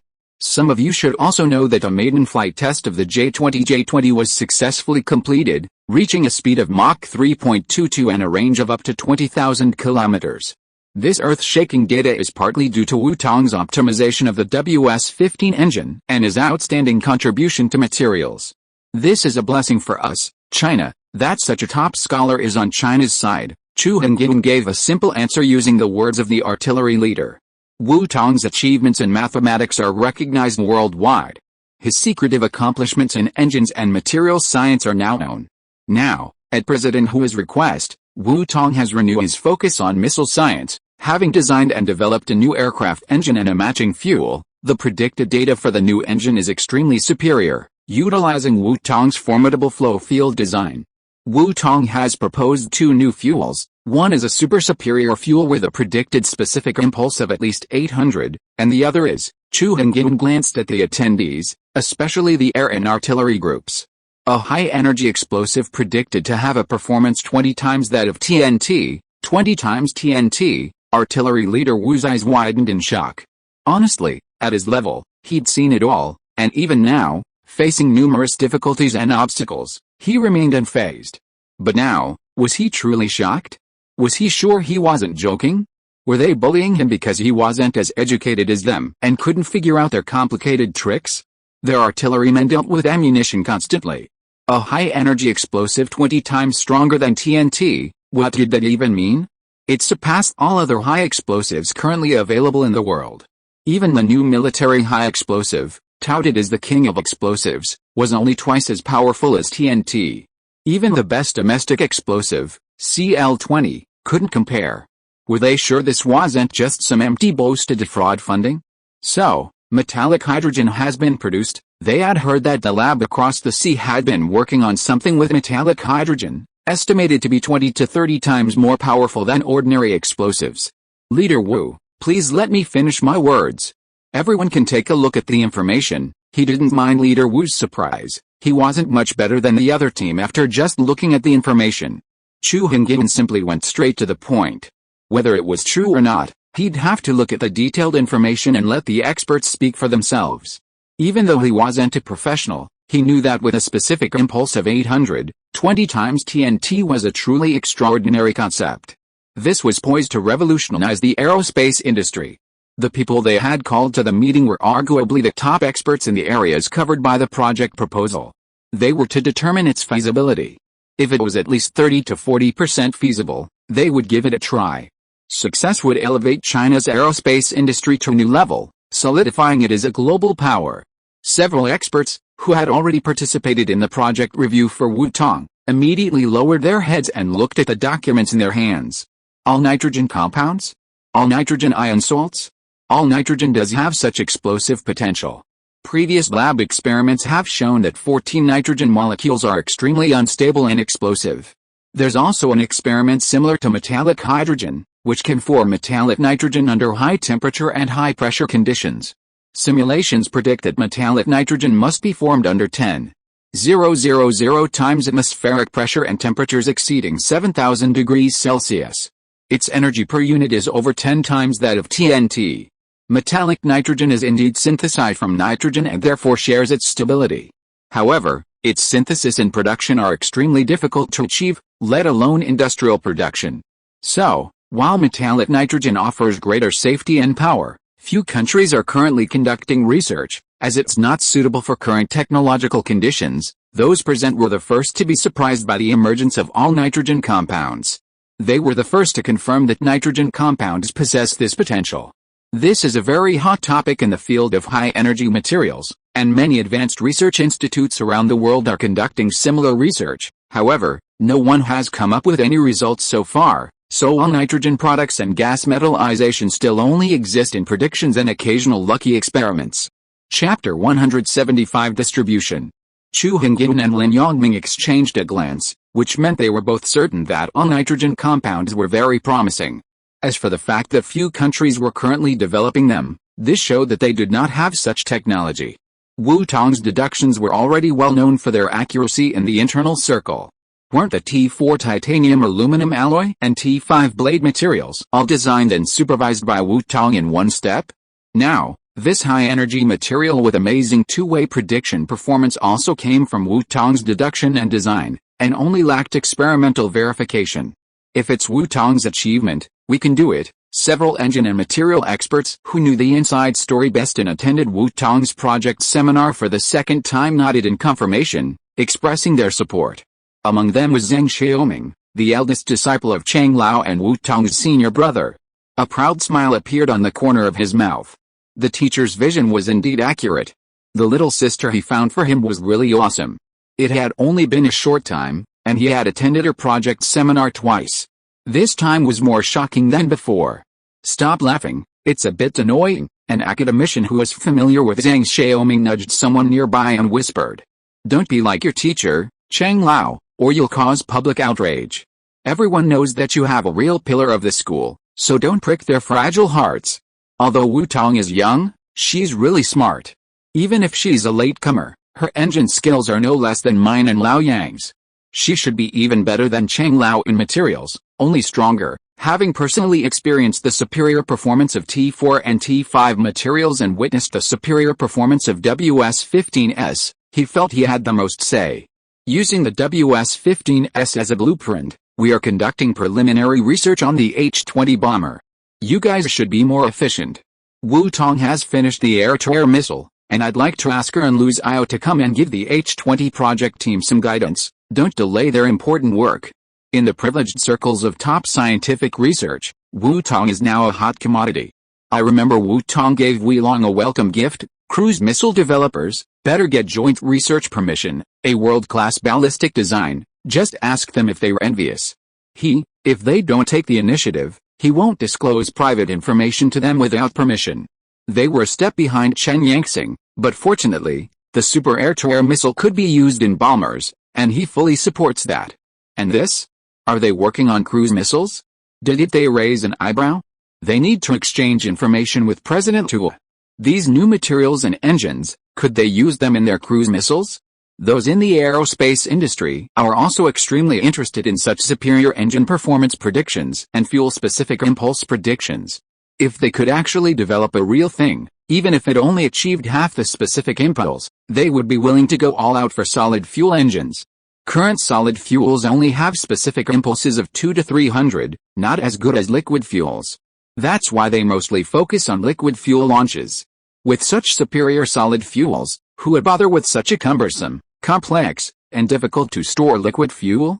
Based on the brief description of the project documents, the engine direction is feasible. After studying the data, the top engineers in the aerospace engine division gave a definite answer. They even felt inspired by the flow field application and wondered if it could be applied to aerospace engines. After Wu Tong finished the PL-15 project, they could invite Wu Tong to the aerospace division. Who knows, she might come up with a sudden inspiration and surprise them. They wouldn't have to envy others here and work hard as judges. Since Wu Tong is such a versatile talent, there should be no restrictions on her development direction. Let her have more freedom. Isn't aerospace all about building national scientific research? The results were in, confirming both the fuel and engine options were feasible. Chu Hengyan made the final decision. Since Wu Tong's project proposal is feasible, the PL-15 project will be formally approved under Wu Tong's leadership, with an initial funding request of 2 billion yuan. Zheming, the aerospace corporation must allocate a portion, and the research department a portion. Leaders Liu and Wu, these two R&D areas are both your priorities, so you should show your support. Chu Hengyan glanced sideways at the two Air Force artillery leaders to his left. They weren't invited here for nothing. How could they sit back and reap the fruits of their labor without contributing? The young student spirit puts us older generations to shame. He's abandoned the honor of 3 international awards to others, devoting himself to research and development for the nation. We must support this spirit. Air Force leader Liu knew he couldn't escape the offer, and he agreed without hesitation. After all, the air-to-air missile would be developed and equipped by the Air Force, and they couldn't shirk their responsibility. However, while funding was a financial commitment, the tone had to be high, and they couldn't appear to be chasing after profit. While this was true, it still needed a more plausible explanation. Their funding wasn't just a free gift, it was best to spend less and get more equipment. As long as Wu-Tong can truly develop a high-energy explosive with 20 times the power of TNT, Old Wu, wouldn't mind calling her aunt. We're allocating 500 million yuan in support. We hope Wu-Tong successfully completes the project and achieves the desired results. She'll visit us sometime. We'd also like her input on cruise missiles, surface-to-air missiles, anti-tank missiles, rocket launchers. Leader Wu slammed the table and made a promise. They weren't afraid to pay the price for results. They weren't like the flying guys next door, who wanted to show off their achievements but didn't want to spend real money. Old Wu was a straightforward person. He'd find a way to fill any funding gaps. He'd send them support first, innovate their ammunition, and improve their fuel. In the future, wouldn't their artillery equipment be just as formidable? Don't act like only flying things are useful. Hell, Leader Liu's tongue tip pressed against the roof of his mouth. Could you say he had the urge to curse? Old Wu, that fool, cursed the moment he put down his bowl. He shouldn't have reminded him kindly just now, making him so embarrassed. 1/4, if there is progress in the later stage, and the preparation needs more funds, we will find a way, according to the principles of Wu-Tong's previous project. A successful experiment means that it can enter production, and the Air Force is more than willing to bear the production funds. They provide the funds, and of course the first priority is to equip the Air Force. If the funds are provided more efficiently, they can cooperate with top experts like Wu-Tong and Lu Xiao again in the future. Their main event now is the official production of the Weilong and the service of the equipment. After dealing with this big money eater, they want to move more funds out to develop new fighter jets. End of this chapter. Thank you so much for reading until the end. Don't forget to give it a like. Looking for more exclusive content and immediate access? Subscribe to our Patreon. Remember, every like, subscription or donation encourages us to continue. Thank you all. See you in the next video.